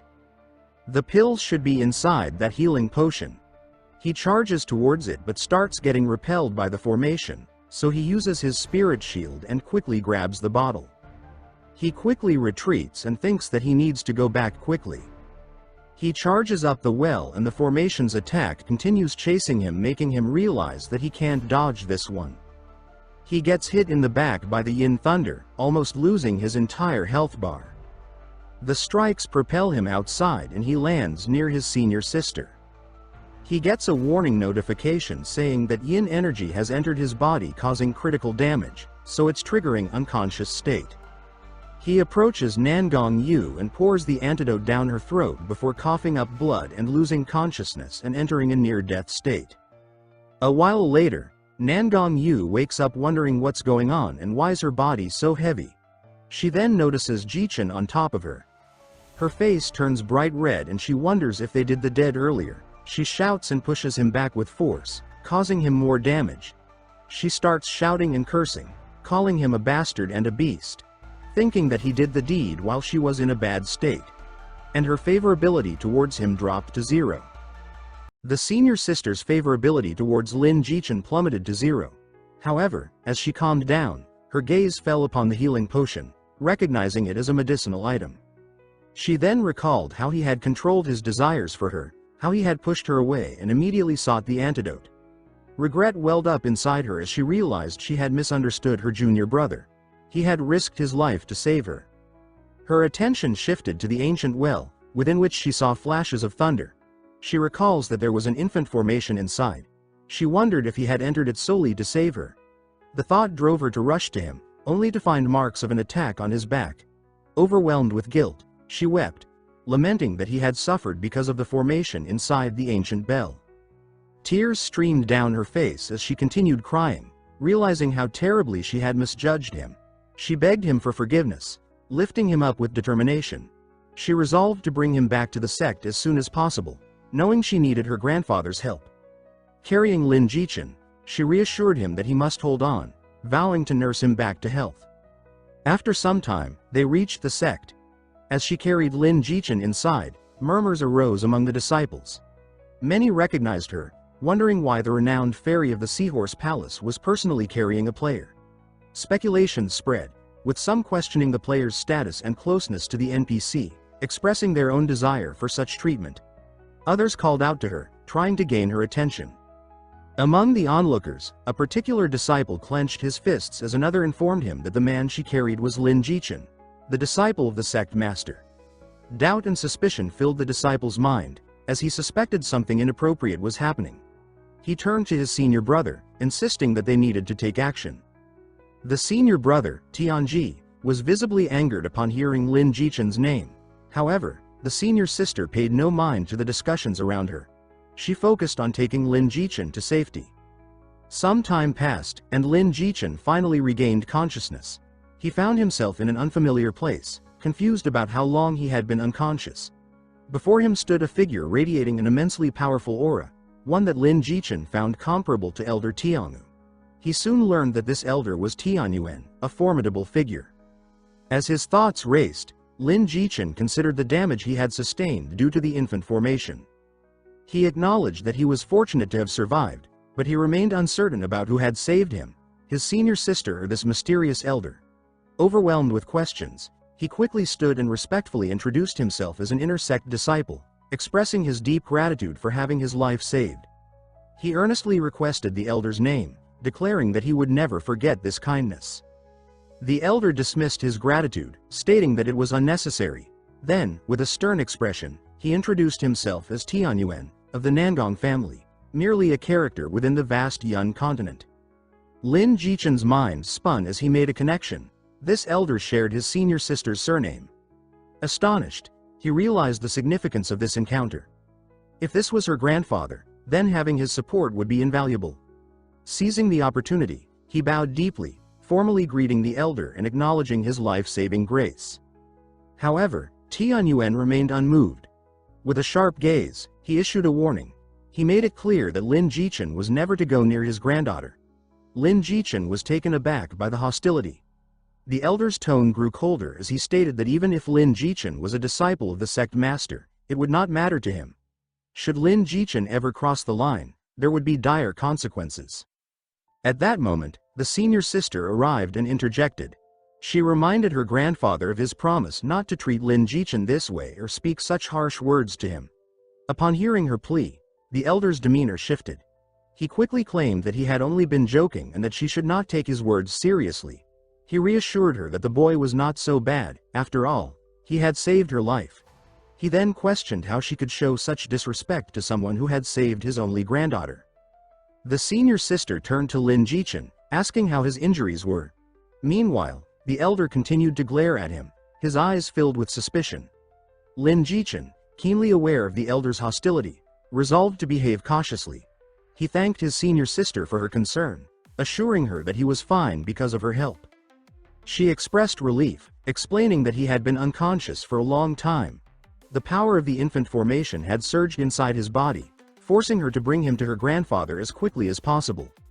If she had been even slightly late, the energy might have spread throughout his internal organs, causing severe damage. Lin Jichen felt a wave of shyness as he acknowledged his debt to her. He struggled to find the right words to express his gratitude. However, his senior sister, equally flustered, told him not to dwell on it, reminding him that he had saved her life as well. She insisted that there was no need for formalities between them. Lin Jichen agreed, yet before he could say more, the elder burst into a coughing fit, his voice echoing through the hall. Lin Jichen quickly backtracked, insisting that formalities were still necessary. His senior sister softened, appearing somewhat confused by his reaction. After a moment, she admitted that she truly owed him her life. If not for his selfless actions, entering the bell and searching for the antidote, she might not have survived. Though she had misunderstood him greatly, she now recognized his true character and sincerely apologized. She declared that he was an honorable and righteous person. Hearing this, the elder's expression darkened further. Lin Jichen felt a foreboding sense of danger, realizing that the elder's anger was reaching its peak. He desperately wished for his senior sister to stop speaking, fearing that the elder might strike him down at any moment. Meanwhile, the senior sister found herself blushing, aware of the intensity of his gaze. Though her favorability towards him had not yet reached the level of deep affection, it had undoubtedly increased, now reaching 62 points. Lin Jichen found himself bewildered by the rapid progression of events. He did not understand how the dynamics between him and his senior sister had changed so quickly. If this continued, their relationship would soon take an awkward turn. Meanwhile, the elder's anger continued to mount, his frustration growing more intense with each passing moment. His screams echoed within the hall, revealing the depth of his fury. Lin Jichen observed this with concern and remarked internally that his senior sister's grandfather must be sick. He considered offering to find medicinal herbs if that would help ease the coughing. However, before he could voice his thoughts, his senior sister dismissed his concerns, reassuring him that there was no need to worry so much. She stated that the old man was not in such dire condition and only required some rest to recover. The elder then turned to Lin Jichen and, with an air of authority, instructed him to follow. He declared that he would bestow a reward upon him for his recent actions. Once he received it, he was to take the spirit beast and leave immediately. Without delay, Lin Jichen followed the elder, arriving at a vast forest. The sight before him was astonishing. An extensive sanctuary filled with countless creatures. His heart swelled with excitement upon witnessing the scene. The elder asked Lin Jichen whether he found the spirit beast garden impressive. He inquired whether this place, known as the beast taming forest, lacked anything compared to other such places. Lin Jichen observed that the elder's spirit beast garden was indeed grand, yet he sensed an opportunity to provoke the elder just enough to elicit an additional reward. He had heard that the beast taming sect possessed a great variety of spirit beasts, yet here, he only saw ordinary ones. He questioned whether this place differed significantly from the beast taming sect. The elder, upon hearing this, scoffed at the comparison. He argued that while the beast taming sect may possess a large quantity of spirit beasts, his own garden did not rely on sheer numbers. Instead, the beasts here were unparalleled in quality. Lin Jichen, feigning doubt, commented that despite the grandeur, he had yet to see a single spiritual beast that had reached the founders or establishment realm, which was disappointing. This remark enraged the elder further. The elder, now visibly furious, accused Lin Jichen of being overly critical. His temper flared as he declared that arguing with him was futile. However, Lin Jichen noticed a sudden shift in the elder's demeanor. The elder unexpectedly suggested going deeper inside. As Lin Jichen and the elder ventured deeper, the elder explained that the more one explored, the stronger and rarer the spirit beasts became. Lin Jichen played along, thinking that by enticing the elder, he could secure a powerful beast for himself. They arrived at a vast enclosure filled with various spirit beasts. The elder pointed out different classifications: chi refining, foundation establishment, core formation, golden core, and spiritual manifestation. However, he firmly stated that Lin Jichen was not allowed to see the beasts beyond this level. The elder warned that even the weakest of these spirit beasts could easily overpower Lin Jichen and questioned whether he had any confidence in taming one. Lin Jichen hesitated, realizing that these creatures were far beyond his current level. The senior sister reassured him that the most powerful beast present was at the spiritual manifestation realm and that her grandfather wouldn't allow anything truly dangerous near him. Growing impatient, the elder urged Lin Jichen to choose quickly, stating that he could only pick a chi-refining beast. The senior sister objected, arguing that Lin Jichen had already defeated a Middle Foundation Establishment realm entity and deserved better. This angered the elder, who scolded her for siding with an outsider. Despite this, the senior sister led Lin Jichen toward a selection of more powerful beasts. Lin Jichen was presented with an iron rank wolf at the Foundation Establishment realm that could serve as both a pet and a mount. However, he was unimpressed. Just then, he noticed a panda-like beast engaged in a fierce battle. His interest piqued, and upon closer inspection, he realized it was an iron-eating beast. A creature of legendary potential, originating from the Chais Mountain, known for reaching the nascent soul stage effortlessly. Determined, Lin Jichen declared that he wanted this beast. However, the elder immediately snatched it away, explaining that only one iron-eating beast remained in his possession. He refused to part with it, knowing its extraordinary potential. The senior sister, however, insisted that Lin Jichen was the perfect match for such a rare beast. Ignoring her grandfather's protests, she handed the iron-eating beast to Lin Jichen and urged him to complete the blood recognition ritual. Despite the elder's loud objections, the senior sister reminded him of his own teachings about trustworthiness. She insisted that since she had already given the beast to Lin Jichen, her grandfather had no right to take it back. Lin Jichen wasted no time and performed the blood recognition ceremony. As the process completed, he was transported to a spiritual space where the soul of the iron-eating beast resided. The beast initially rejected Lin Jichen, demanding that he leave. Lin Jichen, however, used his knowledge from his past life, recalling that iron-eating beasts were insatiable gluttons. He promised the beast the most exquisite spiritual herbs and the finest gourmet meals, confident that the allure of food would be irresistible. The iron-eating beast scoffed, claiming that it already had access to great food. Lin Jichen countered by mentioning rare delicacies such as the purple arrow bamboo found in the Museum of Perfection and the profound fruit from the immortal island of Pyongla, which could extend one's lifespan by 100%. Hearing this, the iron-eating beast wavered, unable to resist the temptation. With a final huff, the beast agreed to form a contract, sealing their bond. Lin Jichen rejoiced as the successful taming process was completed. He analyzed the beast's stats and was impressed by its high HP, attack speed, and agility, making it an excellent companion. Suddenly, a system notification informed all players that the 8 Wastelands update was in progress. A forced logout commenced, removing everyone from the game for 24 hours.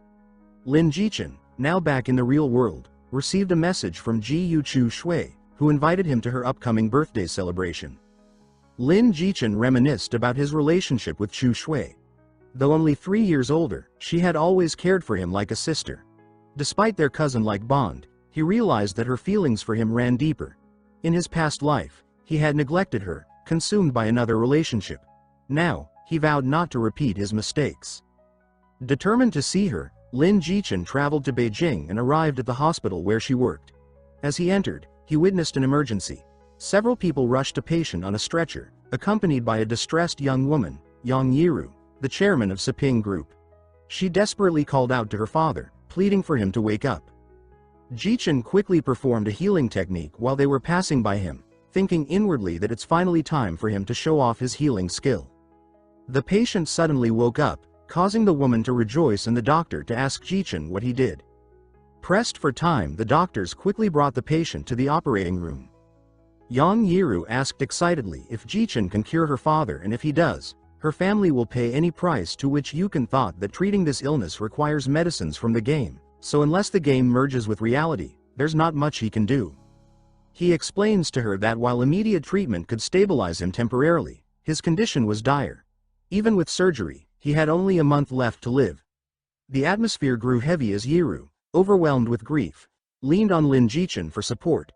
She apologized for dirtying his clothes with her tears, but Lin Jichen reassured her, saying they were inexpensive and easily replaced. He advised her to cherish the time she had left with her father, urging her not to have regrets. Before parting, Yiru handed Lin Jichen a personal business card, telling him that if he ever needed help in the city, he could contact her. Lin Jichen accepted, recognizing her immense wealth and influence. He saw no harm in keeping such a powerful connection. Venturing further into the hospital, Lin Jichen's thoughts shifted. He had grown significantly, but he was no longer the helpless child he once was. Arriving at Chu Shui's office, he was warmly welcomed. Overwhelmed with emotion, he embraced her tightly, expressing how much he had missed her. When they got back to her apartment, Jichen questioned why Chu Shui lived in such a small rental unit, especially since it was set for demolition soon. She mentioned that it was conveniently close to the hospital, making her job easier. As they settled in, she offered to cook dinner. Lin Jichen reflected on how she had always supported him financially, even transferring money for his education when he needed it. Now, he resolved to provide her with the life she deserved. As Chu Shui prepared food, she noticed Lin Jichen hadn't brought spare clothes. She pointed him to her wardrobe, where she had stored extra outfits for him. Lin Jichen was taken aback, questioning why she had so many men's clothes. Chu Shui admitted that she often went shopping out of boredom and had bought them for him, believing they would suit him well.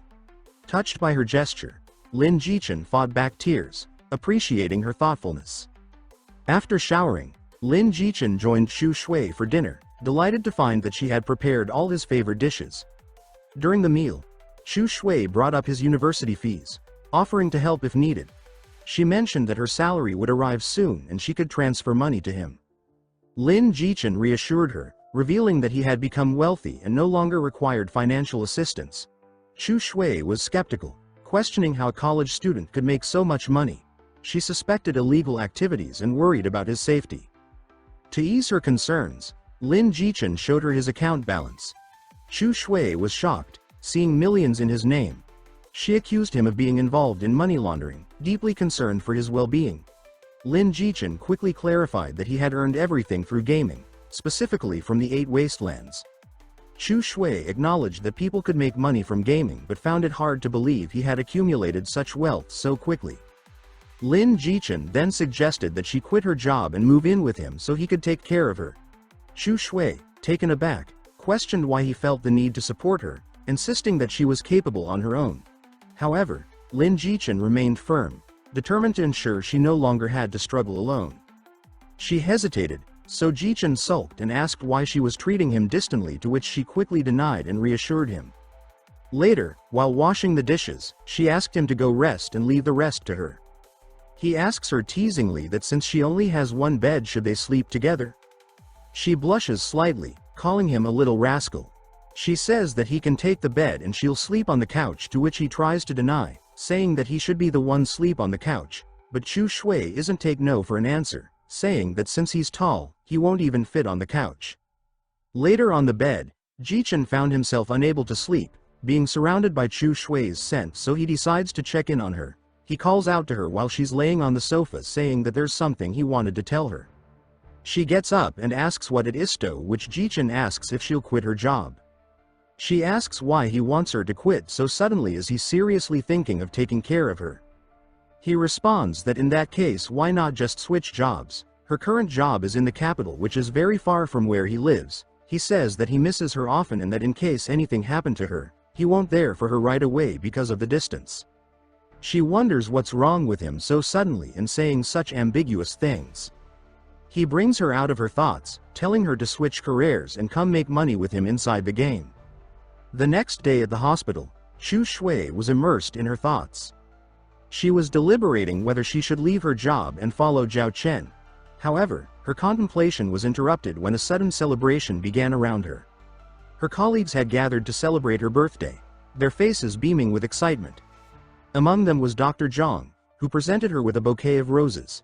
He enthusiastically announced that he had reserved the most luxurious private room in a famous restaurant for their celebration, and he would cover all the expenses. The group collectively praised Dr. Yang's generosity.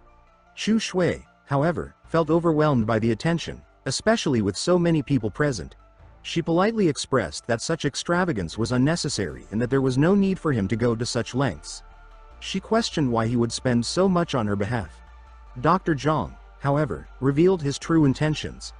He reminded her of his feelings and questioned why she continued to avoid him. Internally, Dr. Zhang was pleased with himself. He believed that by spending a substantial sum on this lavish event, he would gain the opportunity to grow closer to Chu Shui. The prospect excited him, as he saw this moment as the perfect chance to make his move. As the celebration continued, an unexpected visitor arrived. The person carried a set of car keys and made a remark about the liveliness of the situation. Seeing Jichen, Dr. Zhang recognized him as Chu Shui's cousin, questioning how someone of his background could afford such an expensive sports car. Approaching Dr. Zhang, the newcomer confirmed his identity and shook his hand. Lin Jichen, observing this interaction, internally noted that Dr. Zhang seemed to be plotting something. Lin Jichen remained cautious, curious about what exactly Dr. Zhang intended to do regarding Chu Shui. As the gathering prepared to move to the hotel for further celebrations, Dr. Zhang ensured that everything was in place for an opulent evening. Outside, the colleagues complimented Jichen's car, while others questioned how they would all fit into a single vehicle. Dr. Zhang, ever the generous host, booked additional cabs for the guests, ensuring that everyone had a ride. This act further solidified his reputation among the attendees, many of whom commended his kindness. However, Lin Jichen intervened and announced that there was no need for cabs. He had already arranged for a large bus to accommodate everyone. He suggested that they all meet at the hotel, where the true extent of the evening's luxury would be revealed. Upon reaching the venue, the group marveled at the extravagance of the establishment. Lin Jichen praised Dr. Yang's efforts, acknowledging that he had gone above and beyond by booking the most luxurious hotel in the city. Dr. Zhang, reveling in the praise, internally congratulated himself for making a strong impression. However, he secretly thought that those who had come from the village were behaving as if they had never seen such grandeur before. The top floor of the building, known for its breathtaking view of the city, soon became a topic of interest. Lin Jichen mentioned that he had heard the top floor provided an unparalleled panoramic view and questioned whether Dr. Zhang had booked that space as a private room. Dr. Zhang was momentarily taken aback. He had originally planned to book only the second floor, believing it would suffice. However, realizing that he had to maintain his image, he reluctantly agreed to the extravagant expense. He reassured himself that the cost would be worthwhile if it brought him closer to his goal. His anticipation grew, excited at the prospect of finally making his intentions clear to Chu Shui. As the guests ascended to the top floor, their excitement heightened. They anticipated that such an expensive venue would also offer exquisite cuisine. Lin Jichen continued to engage Dr. Zhang in conversation, subtly challenging his every move. Dr. Zhang responded with politeness, insisting that it was only natural to take care of colleagues. However, his expression subtly changed when he brought up Lin Jichen's family background. He mentioned that he had heard from Chu Shui's sister that their financial situation was not very stable. He then questioned how someone in such circumstances could afford an expensive sports car. Lin Jichen, unfazed by the remark, calmly stated that the car was merely rented. He explained that, given that it was his sister's birthday, he wanted to create a memorable impression. The conversation continued, with tensions subtly rising between the two, as both maneuvered around each other's intentions, each keenly aware of the other's underlying motives. Lin Jichen started analyzing the situation, realizing that Dr. Zhang was attempting to probe into his background. He decided to play along and observe his moves. Dr. Zhang reassured him, stating that young people often worry too much about appearances, and that he completely understood his concerns. Internally, Dr. Zhang was trying to save face, and Lin Jichen wondered if his wealth had been exaggerated. Dr. Zhang then instructed a waiter to bring wine. The waiter arrived shortly after, presenting a bottle with an air of sophistication. Dr. Zhang described the wine as exquisite and encouraged everyone to partake. However, as Lin Jichen raised his glass, he noticed something amiss. The aroma carried hints of a sedative commonly used to capture animals. Had he not been attentive, the situation could have turned dire. Quickly, Lin Jichen set his glass down and fabricated an excuse, stating that he had only rented the car for half a day and needed to return it soon to avoid late fees. Before leaving, he instructed Dr. Zhang to ensure that his sister made it home safely. Dr. Zhang readily agreed, unaware of Lin Jichen's true intentions. As he departed, Lin Jichen resolved to observe Dr. Yang's next actions carefully. Back at the celebration, Chu Shui attempted to address Zhao Cheng, but Dr. Zhang intervened, redirecting everyone's attention to continuing the festivities. Under the influence of alcohol, The guests soon became intoxicated. Seizing the opportunity, Dr. Zhang led Chu Shui away, promising to escort her to a private room. As they walked, he made his intentions clear, stating that he had spent a great deal of money on her birthday celebration and now expected something in return. Chu Shui, despite her protests, found herself too inebriated to resist. Dr. Zhang, elated, began recording her on his mobile phone, commenting on her delicate skin and how she would have no choice but to comply with him after this evidence was secured. He claimed that marriage would be her only option, and with that, he would have control over her indefinitely. As Chu Shui began to cry, the door suddenly burst open. Lin Jichen entered, his expression filled with fury. He commanded Dr. Zhang to release his sister. Dr. Yang's confidence shattered, and panic overtook him. He questioned how Lin Jichen had returned so quickly, his fear evident.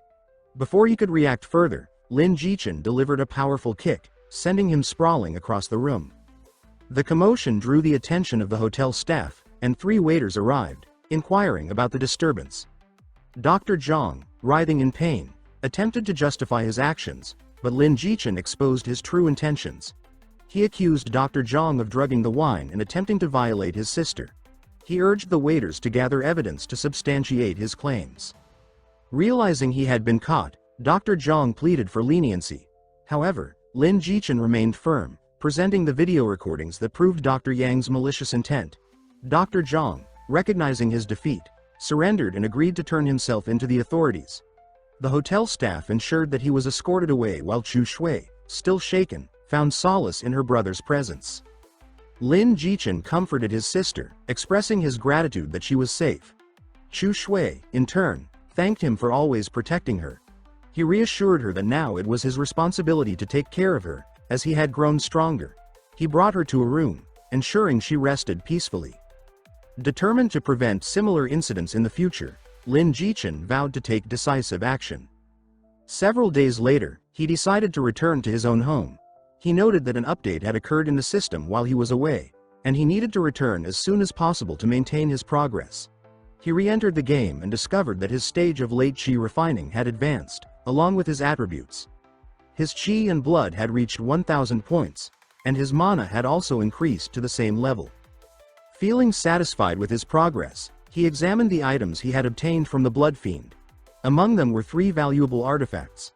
The soul-attracting umbrella, a spiritual-grade artifact capable of injuring enemies with its sound waves. The bone of bright sand, which had unique and powerful properties, and another rare item that promised to enhance his cultivation further. As he strategized his next steps, he realized he needed 3 heavenly treasures and 6 different attributes to break into the foundation stage. Though he had yet to reach that level, he resolved to start gathering materials in preparation. While considering his path forward, his gaze fell upon a creature. A panda-like iron-eating beast. The creature lay lazily nearby, showing no intention of moving. Annoyed, Lin Jichen urged the beast to be more productive, stating that it should not remain idle. However, the creature, unfazed by his words, merely declared that it was too hungry to work. Despite its laziness, Lin Jichen sensed that this beast might prove to be valuable in the future. Lin questioned how much time had passed since the last meal, noting that Lin Jichen ate excessively. The iron-eating beast countered by reminding him of a promise that was not being fulfilled. Lin, feigning ignorance, denied remembering any such agreement, but the beast insisted that he was speaking the truth and urged him to stop making excuses. At that moment, Lin Jichen noticed that the loyalty of the beast had dropped by 10%, now standing at 90%. He recalled that loyalty was a crucial factor in the game, as pets with loyalty below 70 could start disobeying their masters, and below 50, they could even rebel. Realizing this, he quickly changed his demeanor, affectionately stating that he had only been joking. He reassured the beast that Lin Jichen was not the kind of person to neglect him and then urged him to come along for a meal. Eagerly agreeing, the beast followed as they descended the mountain. As they moved, Lin Jichen considered the new secret realms that had opened after the update. Though he knew his current level was insufficient to clear them, he was determined to gather the necessary materials to prepare. He reviewed the difficulty levels of the realms, easy, normal, hard, extreme, and hell, and decided that he would challenge the nightmare level while gathering resources for his foundation establishment breakthrough. Confident in his ability, he pressed forward. As he continued, His attention was drawn to a man standing in his path. This man, introducing himself as Bang Yang, stated that he had been waiting for Lin Jichen for a long time. He revealed himself as an inner disciple of the Sword Sect, belonging to the late Foundation establishment realm. Lin Jichen, assessing the situation, asked Bang Yang what he wanted. Bang Yang formally issued a challenge, citing the sect's rules that allowed for duels as long as the challenger was not more than a full level above the challenge. The rules ensured fairness by prohibiting challenges against injured individuals, those on missions, or those involved in secular matters. Since Lin Jichen met none of these conditions, he was obligated to accept. Acknowledging the challenge, Lin Jichen asserted that he would only accept if there was a reward involved. Bang Yang agreed, stating that contribution points from the sect would be at stake. However, Lin Jichen quickly realized that his own contribution points were at 0, which meant losing the duel could result in his expulsion from the sect. Before he could respond, his senior sister arrived and reassured him. She offered to provide 60,000 contribution points, which she had accumulated, to secure his position in the duel. Touched by her generosity, Lin Jichen reflected on how relying on others was sometimes a viable way to progress. Meanwhile, Bang Yang turned to his allies, urging them to contribute points as well. He promised to double their rewards if he won, persuading them to pool a total of 15,000 contribution points. Confident in his abilities, Bang Yang accepted the duel, and they proceeded to the Sword Sect's dueling platform, where a large crowd had already gathered. Among the spectators, discussions arose about an outer sect disciple who had won 8 consecutive duels with ease. Many marveled at his strength, wondering if anyone in the sect could match him. The disciple, named Chen Yuan, had gained notoriety for his exceptional swordsmanship despite only being in the late stage of qi refining. As the duel preparations continued, a distinguished figure entered the arena. He was revealed to be Gong, a branch holder and the father of Lin Jichen's senior sister. Gong declared that he had come to personally oversee the duel, impressed by the level of swordsmanship on display. He then turned to Chen Yuan and offered to take him as a disciple, praising his potential and skill. Overwhelmed by the opportunity, Chen Yuan immediately accepted the offer. Meanwhile, Lin Jichen's senior sister arrived at the scene, drawing everyone's attention. Chen Yuan, upon seeing her, was visibly captivated, expressing his admiration and stating that she was the only person he desired. However, Gong, noticing his daughter's presence, questioned her reasons for being there. She cheerfully explained that she had come to support her junior brother, Lin Jichen. Gong was taken aback, realizing that she was not referring to Chen Yuan, but rather to Lin Jichen. As Lin Jichen arrived at the arena, the gathered crowd observed him with mixed reactions. Gong, deep in thought, pondered how Lin Jichen had achieved such rapid progress. Suspecting that he had some hidden talent or secret method, he saw an opportunity to test his abilities through the upcoming duel. Meanwhile, Chen Yuan, fueled by a mix of excitement and determination, prepared himself for what lay ahead. Chen Yuan confidently addressed Lin Jichen, stating that he had heard much about him and wished to challenge him on the dueling platform. He expressed his desire to learn from Lin Jichen's sword technique. However, Lin Jichen politely declined, explaining that he had already accepted another challenge and had no intention of taking on more. Internally, Lin Jichen recalled that in his previous life, Chen Yuan had been a top-level sword cultivator. He acknowledged the strength of his potential opponent but remained firm in his decision. Elder Nam Guang and Chen Yuan softened their expressions at his response. Chen Yuan questioned why Lin Jichen would fight a late-stage Foundation establishment cultivator, while the elder pondered how Lin Jichen, despite his high cultivation, could accept such a battle. He suggested that Lin Jichen could refuse, but Bang, the challenger, hesitated to reveal the sect's rules that allowed for refusal under such circumstances. Lin Jichen, however, chose to proceed, stating that since contribution points were at stake, he would not turn down the duel. The elder observed Lin Jichen's confidence and decided to allow the fight to see just how capable he truly was. His senior sister, filled with admiration, wished him good luck. As the duel began, Lin Jichen invited Bang to make the first move, displaying his confidence. Bang, eager to prove himself, attacked, only for Lin Jichen to disappear in an instant. Shocked, Bang barely registered Lin Jichen's sudden reappearance behind him before suffering a heavy blow. His health rapidly declined, and realizing his mistake, Bang admitted to underestimating his opponent. He launched a second attack, this time using his martial technique, but Lin Jichen effortlessly dodged and countered, dealing a decisive strike. With just one move, Bang was severely injured, and Lin Jichen emerged victorious. The spectators erupted in excitement, marveling at Lin Jichen's strength. His senior sister turned to her father, beaming with pride, and remarked on how incredible Lin Jichen was. Her father admitted that Lin Jichen had far exceeded his expectations. However, as he observed his daughter's admiration, he realized she had developed deep feelings for Lin Jichen and silently left the scene. Meanwhile, a young woman live-streaming the duel excitedly shared the event with her viewers, emphasizing Lin Jichen's skill. Elsewhere, Chen Yuan was fuming, struggling to understand how Lin Jichen had so easily countered Bang's powerful technique.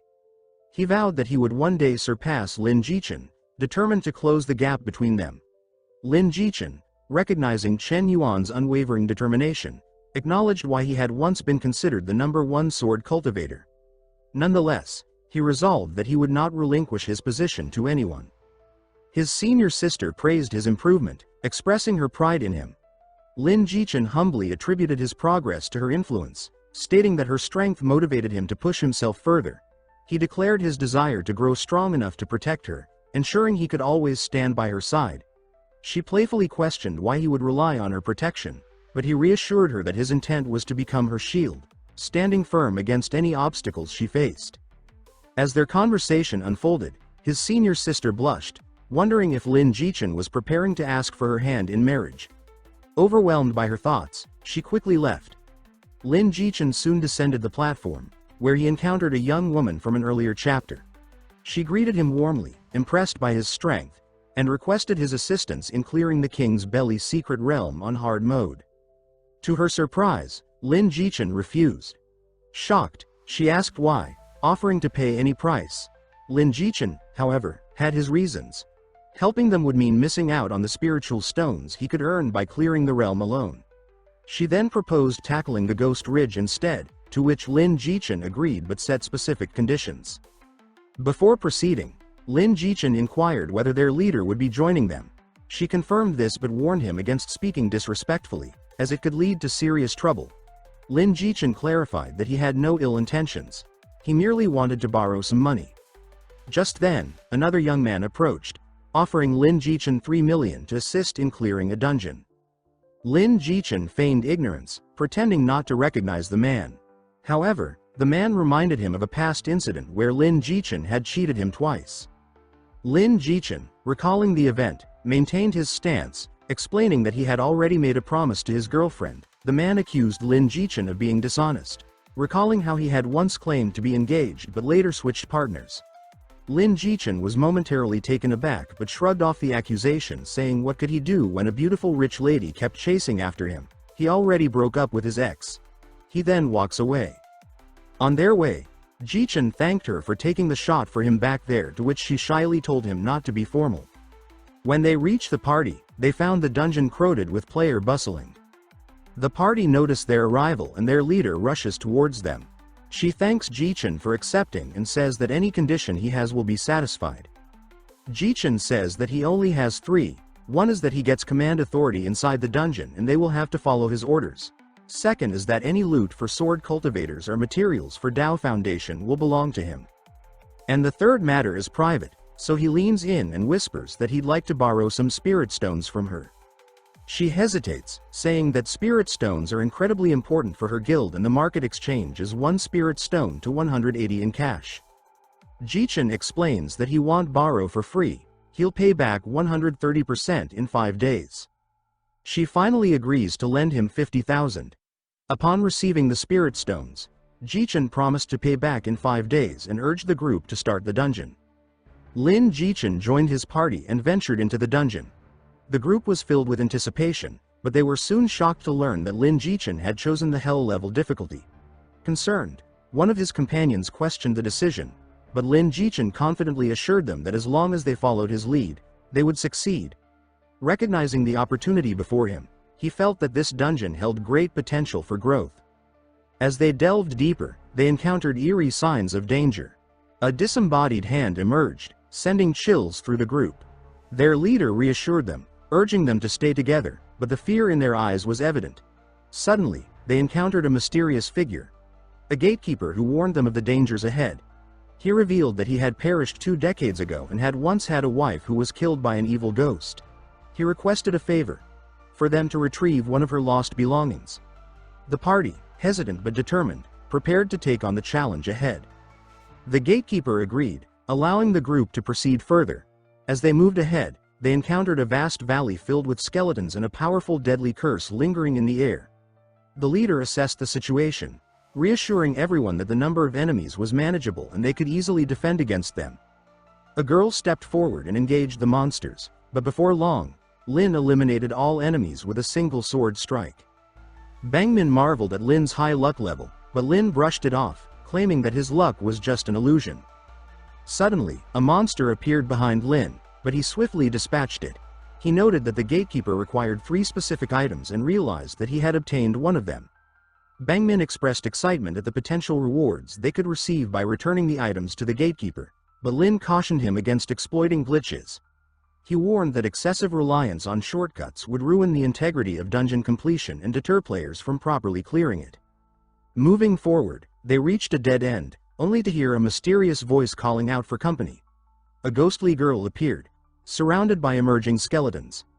While the others hesitated, Lin effortlessly destroyed the skeletal creatures, chastising them for their futile resistance. The ghost attempted to attack him but soon vanished, leaving only a disembodied hand visible. The ghost admired Lin's appearance and suggested that he join her as a ghost cultivator. She promised him immense power through dual cultivation, assuring him that his growth would accelerate rapidly. However, Lin found the idea repulsive. Although he had unlocked new powers, he rejected the offer outright, calling her shameless. The ghost, unwilling to accept rejection, attempted to bind Lin's soul to her. She launched an attack, but Lin countered decisively. The leader of the Moonlight Shadow Guild urged everyone to follow Lin's lead, realizing that the ghost was a formidable opponent. The other girls in the group assisted in severing the ghost's hair, which was her primary weapon. The ghost fought back, but Lin capitalized on an opening and launched a devastating attack. As a result, the ghost cultivator was severely weakened. With the ghost defeated, the group rejoiced, recognizing the immense rewards they had gained. Wang Lin expressed happiness at the rare loot they obtained, comparing it to hitting a jackpot. The leader acknowledged Lin's contribution, granting him first choice in selecting rewards. Lin examined the items carefully and chose a Spirit Stone Knight Gauntlet and a spiritual martial art technique, both of which would be beneficial for his growth. The group continued exploring the dungeon, progressing toward an area where an old man was sitting. It was the gatekeeper they had met earlier. Wang Lin urged Lin to return the handcrafted item, but Lin hesitated, warning him that something was amiss. Wang Lin questioned his suspicion, noting that the gatekeeper was at the mountain's base earlier. Lin pointed out that the man they had met before was actually the dungeon's final boss in disguise. The leader was skeptical, asking why a boss would willingly offer them items. Lin explained that this dungeon was designed to trap unsuspecting players. Many had fallen victim to the gatekeeper's deception, making it difficult to reach the true boss. Only experienced players understood how to bypass the trap. The leader, now understanding the trick, felt relieved that Lin had uncovered the scheme before it was too late. As they conversed, the gatekeeper suddenly stood up and demanded his wife's belongings. Lin, however, took an aggressive stance and ordered an attack. He recalled how, in his previous life, he had fallen victim to this very deception and vowed not to repeat the same mistake. The supposed gatekeeper revealed his true form, transforming into a massive boss monster. With a chilling declaration, he announced that none of them would leave alive and unleashed a dark power that summoned an army of crows. The crows swarmed the group, forcing Lin to act swiftly. He instructed Bang Lin to use his special skill to neutralize the threat. Bang Lin activated his umbrella technique, weakening the crow's power significantly. Seizing the opportunity, Lin turned his focus to the boss monster, realizing that his expertise in sword cultivation would be crucial in this close combat battle. Lin launched a series of precise strikes, weakening the boss considerably. Just as victory seemed certain, the boss used the black mist escape technique, evading the final blow. However, Lin quickly adapted, instructing the team to counterattack. Everyone combined their most powerful techniques, dealing significant damage to the boss monster. Seeing an opening, Lin executed his ultimate move, the Phoenix Feather Strike, wielding his spiritual sword to deal a devastating blow. As the monster's condition worsened, Lin released his panda companion to deliver the finishing attack. The girls in the group were captivated by the panda's cuteness, but their admiration quickly turned to awe as the panda unleashed a powerful strike, tearing through the boss monster. With the boss defeated, the dungeon was successfully cleared. The system recorded their victory, showing that they had completed the dungeon in 7 minutes and 56 seconds on Hell difficulty. Their performance earned a perfect rating, and each member received 500 furnace cultivation points, while elite members gained an additional 1,500 points. The leader expressed immense gratitude to Lin for his contributions, recognizing that without him, they would not have been able to claim such rewards. She offered Lin a selection of mage equipment, but he declined, stating that he had already taken what he needed. The leader noticed that he had selected a black oval crystal, but chose not to question it. As the group prepared to leave, Bang Lin attempted to speak with Lin, but he urged her to go ahead, warning that outside guilds would soon arrive, eager to gather information on their dungeon experience. Stepping out of the dungeon, Lin sat alone near a tree, contemplating his next move. He then received a call from an old acquaintance. Recognizing an opportunity, he devised a plan to manipulate the situation to his advantage. Meanwhile, in the city, the bustling crowd gathered near a shop where Lin and Bang were meeting. Bang questioned why Lin had called him, to which Lin responded with an apology. Bang laughed off the apology, expressing that life was about more than just battles. It was also about love. He sympathized with Lin's struggles, stating that if Lin truly loved someone, he would support him in forming a happy couple. Lin admitted feeling guilty for not helping Bang earlier, believing it had caused unnecessary mental stress. Bang reassured him that finding a life partner was more important than trivial matters and joked about the complexities of love. He also pointed out that since Lin had assisted the Moonshadow Guild, it would be beneficial if Lin helped him as well. Lin hesitated, explaining that aiding Bang might cause issues due to the rivalry between the Moonshadow Guild and the Eternal Guild. Bang was visibly frustrated but understood Lin's reasoning. Lin, sensing an opportunity, offered a deal. He would provide indirect assistance but at a cost of 8,000 spirit stones. Bang was shocked at the high price but ultimately agreed, acknowledging Lin as a true friend. Their conversation ended with an understanding that they would navigate their respective challenges together, setting the stage for future conflicts and alliances. Bang was reflecting on how his guild had saved up 8,000 spirit stones, only for them to vanish in a single transaction. However, he acknowledged that making money required spending money, and there was no avoiding it. He admitted that without a sound financial strategy, success would be impossible. Lin Jichen then offered to write something down for Bang, but Bang insisted there was no need for such trouble and suggested transferring the data directly. Lin Jichen, however, explained that older, more primitive methods were actually more secure, and Bang eventually agreed, taking the written note from him. He commented that Lin Jichen was truly a cunning person and expressed gratitude. Feeling confident, he then declared that he would take his pupils and challenge the Ghost Ridge on Hell difficulty. Lin Jichen advised him to be careful before Bang left, still radiating confidence. From his past life experiences, Lin Jichen, however, knew that even with a strategy guide, Bang would likely be crushed due to his insufficient strength. As the scene shifted to nighttime in the city, Lin Jichen arrived at a shop and, without hesitation, threw down money, instructing the boss lady to give him all the corpse poison available. He demanded that every last bit of her stock be cleared out. The boss lady, observing his boldness, commented on his generosity but warned him that her poison was expensive. She questioned whether he was aware of its high cost. Lin Jichen remained unfazed, pulling out even more money, assuring her that he had more if needed. Impressed, the boss lady agreed and remarked on his ability to earn wealth so efficiently. She then suggested that he become her business partner, moving in close as she made her proposal. Lin Jichen, feeling flustered by her advances, awkwardly declined, stating that such matters were not within his interest. However, she continued teasing him, pressing further. He struggled to control himself, reminding himself of his goal to become a powerful sword cultivator. The boss lady chuckled, saying she would fetch his order, while Lin Jichen, still slightly embarrassed, wondered if he would regret his decision. Shortly after, she returned with all the poison he had requested, handing over the goods and playfully inviting him to return anytime. Lin Jichen thanked her with a laugh and promised to visit again. As he walked away, he counted his newly acquired stock, 200,000 bottles of corpse poison. He smirked, realizing how rich he was about to become, knowing that other players remained unaware of how essential corpse poison would be for clearing the corpse belly king. Without this crucial item, most challengers would fail. Anticipating a surge in demand, he planned to sell his stock at premium prices, ensuring enormous profits. Determined to strengthen himself further, Lin Jichen set out to find a location to advance his cultivation. He soon arrived at the blazing flame land, an area radiating intense lava energy. As he stepped forward, he noticed that his health was decreasing at a rate of 10 points per second.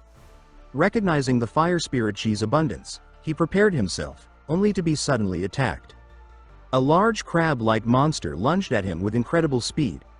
Instinctively, Lin Jichen unsheathed his sword and counterattacked, severing the creature's limbs. The crab, severely injured but still alive, attempted to flee. Lin Jichen, however, was not willing to let it escape. He hurled his sword, striking the beast's body and finishing it off. Upon inspecting the loot, he found fire spirit chi fragments and a few spirit stones. Disappointed by the low purity of the fire spirit chi, he decided to store them for later sale. Continuing his journey, he arrived at a hidden location known for housing high-purity fire spirit chi. He called out, challenging anyone present to reveal themselves.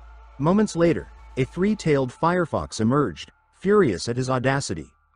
The fox, a monster with late-stage chi refining strength, immediately attacked using her flame tail scratch ability.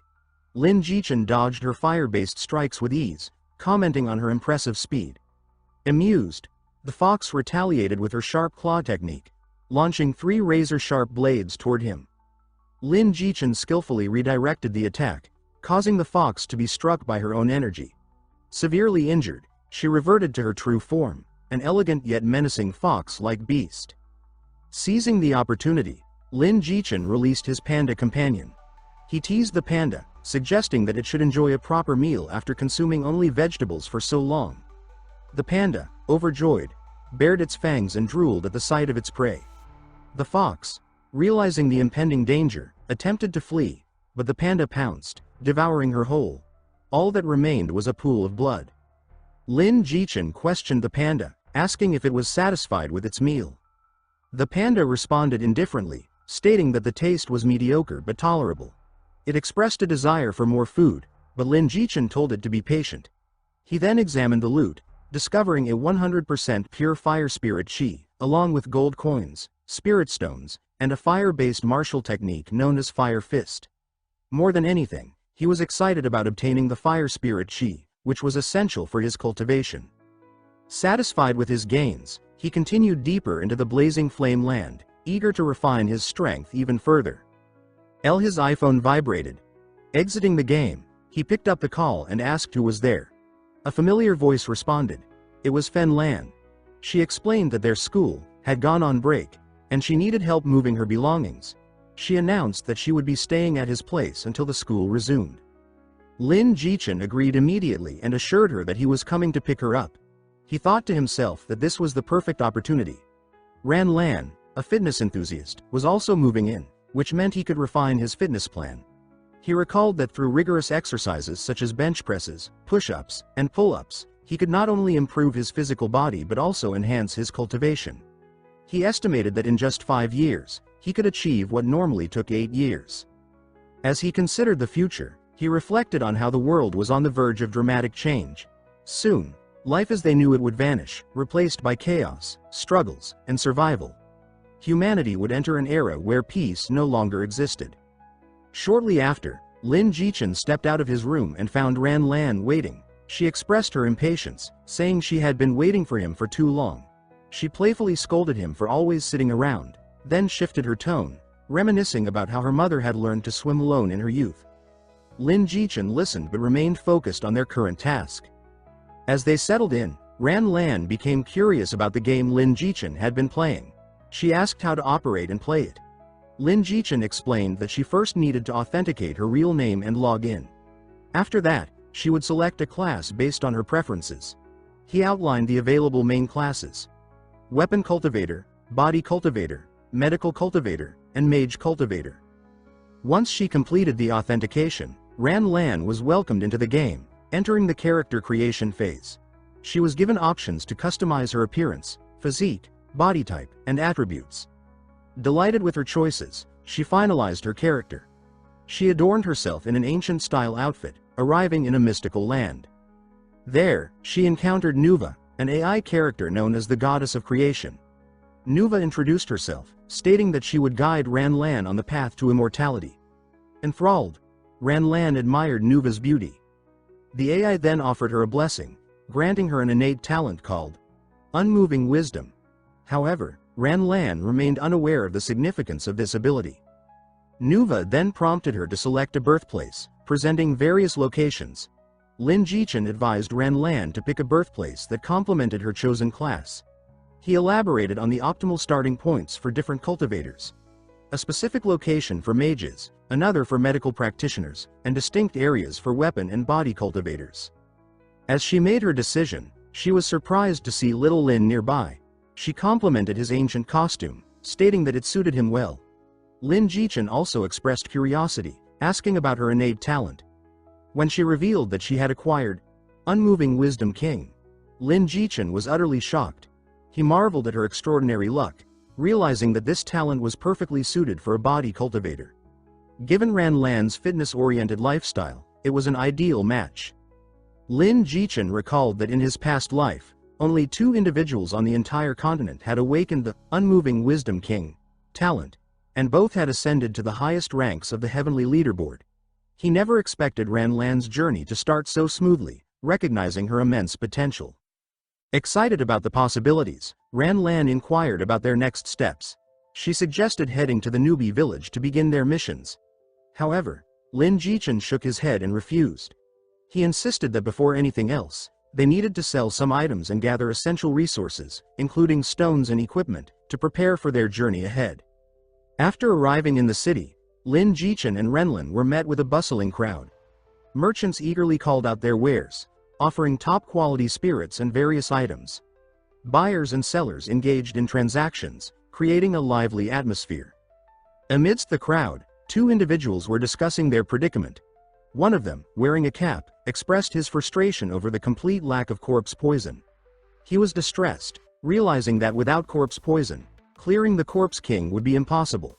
The other person agreed, stating that the game's early-stage alchemists were incapable of producing it on their own. Lin Jichen, overhearing their conversation, coughed to get their attention. He commented that they seemed to be in dire need of corpse poison and offered to sell them some at a low price of just 8 spirit stones per bottle. Internally, he calculated that if the deal went through, he could multiply his initial investment 16 times over. The 2 boys exchanged glances, considering the offer. Just as they were about to respond, a commotion erupted nearby. Someone had spread the word that corpse poison was available for sale. Players rushed towards Lin Jichen, eager to purchase the much-needed resource. Voices clamored for attention, with many pleading to buy bottles. Lin Jichen reassured them that he had plenty in stock and would be able to sell to everyone.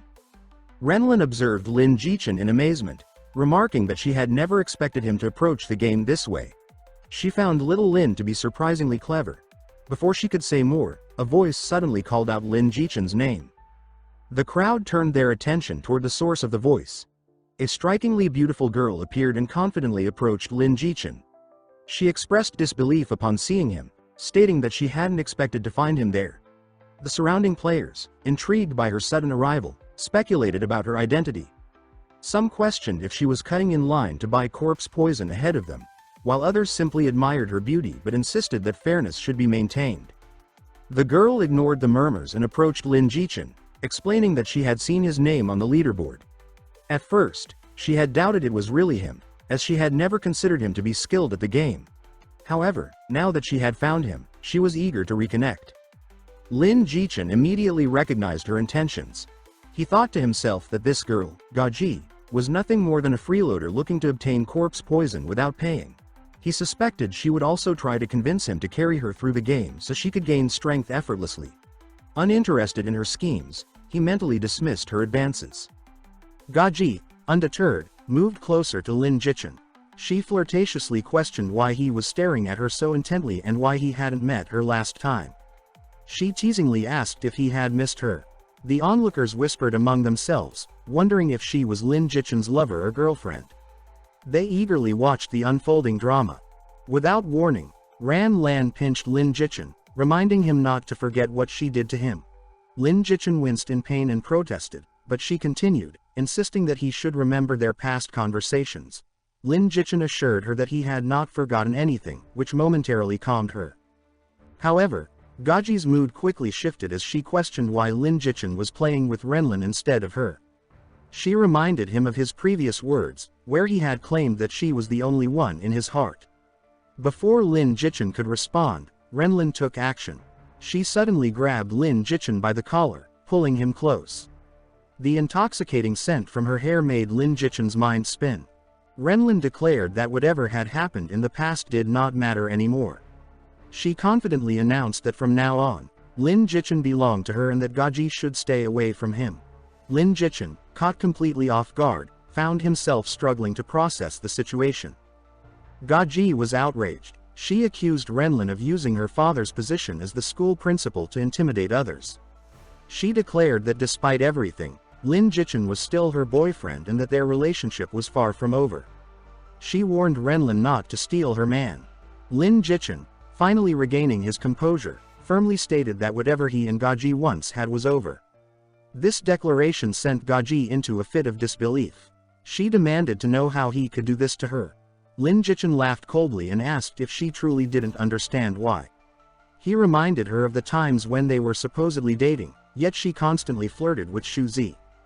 He continued, explaining that he had even written love letters to her while she shamelessly entertained someone else. He told her that she had never expected him to find out, but he had known all along.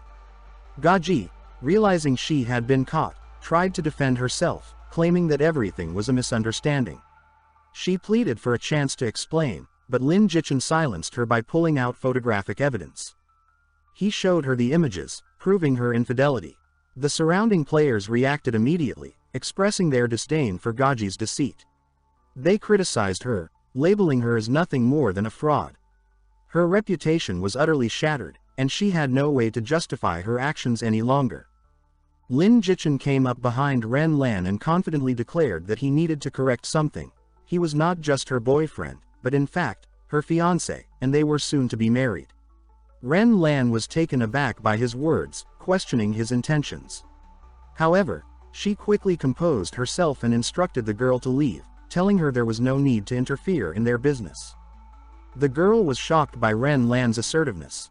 The surrounding crowd joined in, urging her to leave, emphasizing that they needed to focus on buying the corpse poison rather than dealing with unnecessary distractions. Some individuals even threw small objects, further pressuring her to depart. Realizing she had no support, the girl begrudgingly warned Lin Jichen and Ren Lan that she would not forget this humiliation and vowed to take revenge. As night fell, Lin Jichen and Ren Lan counted their earnings. The sales had been successful, resulting in multiple bags filled with spirit stones, each containing at least 100. Although exhausted, Lin Jichen acknowledged that the time spent was worthwhile, even if it had taken an entire day to sell everything. Satisfied with their earnings, Lin Jichen handed Ren Lan some spirit stones, instructing her to purchase better equipment so she could complete the newbie missions in Yongpeng Prefectural. He advised her against accepting random quests from the village, instead suggesting she head directly to the State Martial Arts Dojo, where a valuable opportunity awaited her. Ren Lan, curious, asked about Lin Jichen's own plans. Lin Jichen stood up and laughed, stating that he had other matters to attend to. He then turned and prepared to leave. However, on his way, he sensed a dangerous presence. A figure emerged. Jichen mockingly asked if it had come to deliver him a heavenly treasure. Without hesitation, Lin Jichen drew his sword and attacked. The opponent retaliated, but Lin Jichen's strength was overwhelming. He killed him in a single strike. Just as he was about to continue on his way, a sudden scream echoed through the night. Lin Jichen turned toward the sound, and the system notified him that he had triggered a rare opportunity. The Hidden Dragon Clan's princess was calling for help. Lin Jichen saw a young girl running toward him, desperately begging for assistance. The girl introduced herself as Ji Tiangyang, the princess of the Hidden Dragon Clan. She begged Jichen to deliver a message to the city, informing her father that the one responsible for her attack belonged to the Ghost Soul Temple. She pleaded for him to take action, promising a generous reward in return. Lin Jichen immediately recognized the storyline. This was part of the 8 Wastelands quest chain, where demonic cultivators targeted the princess. According to the script, these cultivators were relentless and would eventually kill her unless someone intervened. He questioned why the royal princess was alone in such a dangerous area at night. Out of breath, she explained that her group had been ambushed by demonic cultivators. In the chaos, she was separated from her guards and had been running ever since. However, the demonic cultivators were still pursuing her. Just as she finished speaking, dark figures emerged from the shadows. A large number of demonic cultivators surrounded them, their twisted laughter echoing in the night. Lin Jichen stepped forward, standing protectively in front of the princess. He declared that they had made a fatal mistake by daring to hunt the princess of the dragon clan. He promised that their arrogance would be their downfall. The demonic cultivators sneered, calling him a foolish hero. They taunted him, stating that no one would come to save him, and that his so-called bravery would lead to his demise. They prepared to strike, confident in their numbers. Lin Jichen, unfazed by their threats, activated a talisman. Instantly, an immense burst of energy erupted around him. The demonic cultivators recoiled, startled by the overwhelming force. Suddenly, the spirit of Lin Jichen's master materialized behind him. She demanded to know who dared to harm her disciple. Lin Jichen pointed at the demonic cultivators, informing her that they had not only tried to kill him but had also claimed they would eliminate her, ensuring that she would die alone with no one to take care of her in her old age. Enraged, his master's aura flared. The demonic cultivators, realizing their mistake, began to panic. They tried to back away, recognizing that they had provoked someone far beyond their capabilities. His master declared that they had opened the gates of hell upon themselves. With a single motion, she unleashed a devastating attack, instantly obliterating them. Lin Jichen grinned, praising his master's strength and beauty. She, however, questioned why he had not returned to the sect for such a long time. She accused him of neglecting his duties. Lin Jichen, lowering his head, admitted that he had been hesitant to return. However, he had a request to make. He explained that he sought assistance from the imperial clan.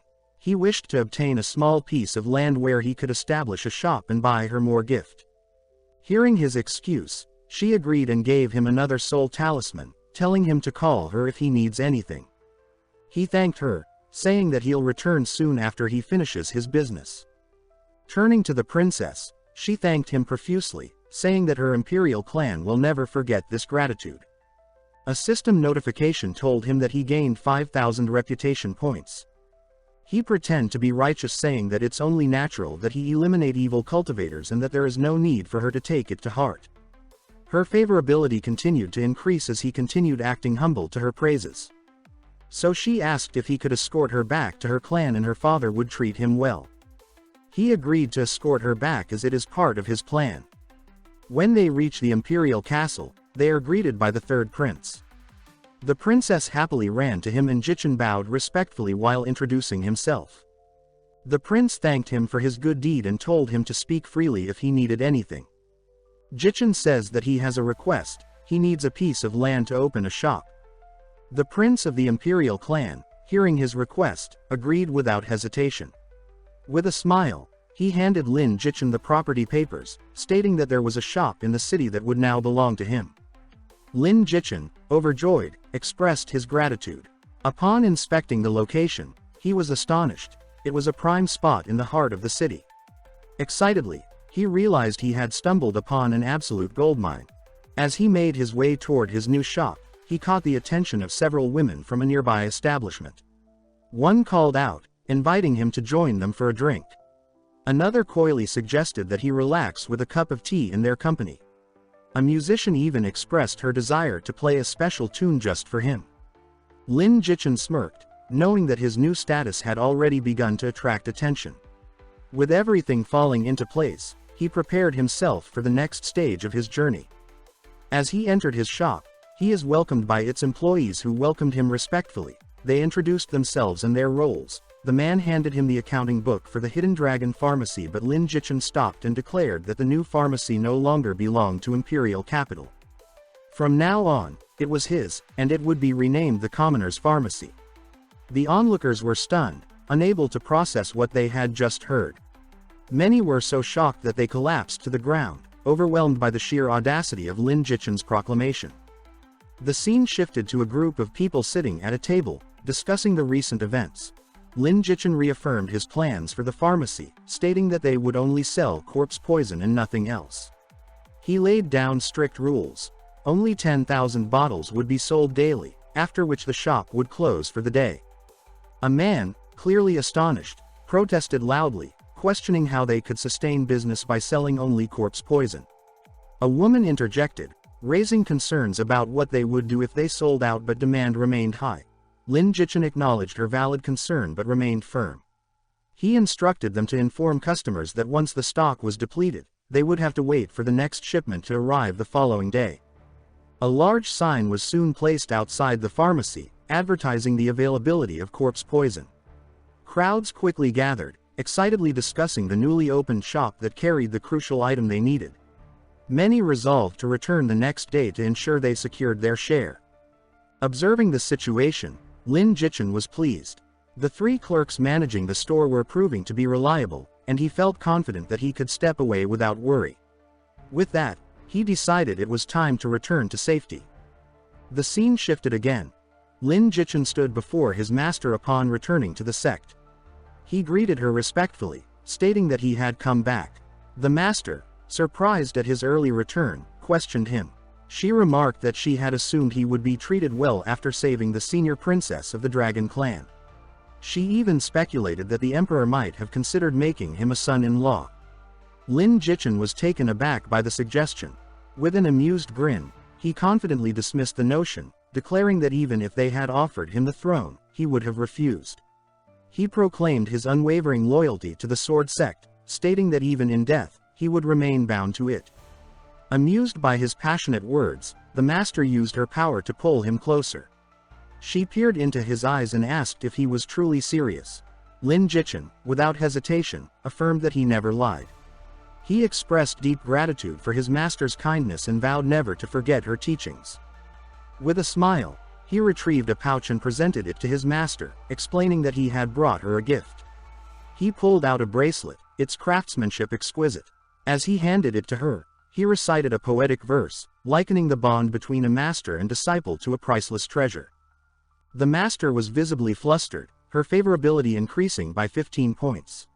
Her fondness for Lin Jichen had now surpassed 150 points. Overcome with emotion, Lin Jichen took her hand and gently kissed it. A silent Jichen was close to winning over his master's heart. After the unexpected display, both Lin Jichen and the master found themselves slightly shy. Lin Jichen remarked that the bracelet suited her perfectly, reminding him of another ancient poem.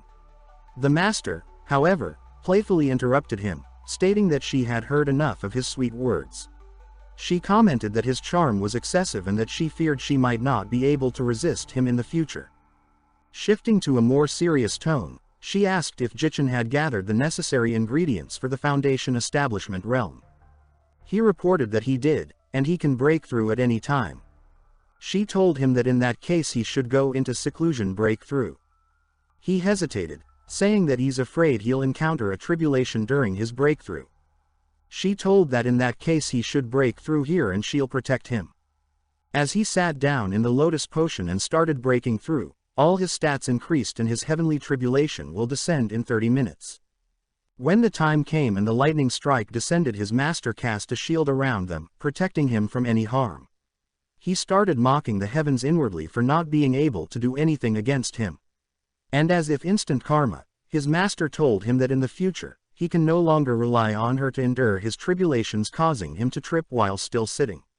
With an aggrieved expression he asked her why.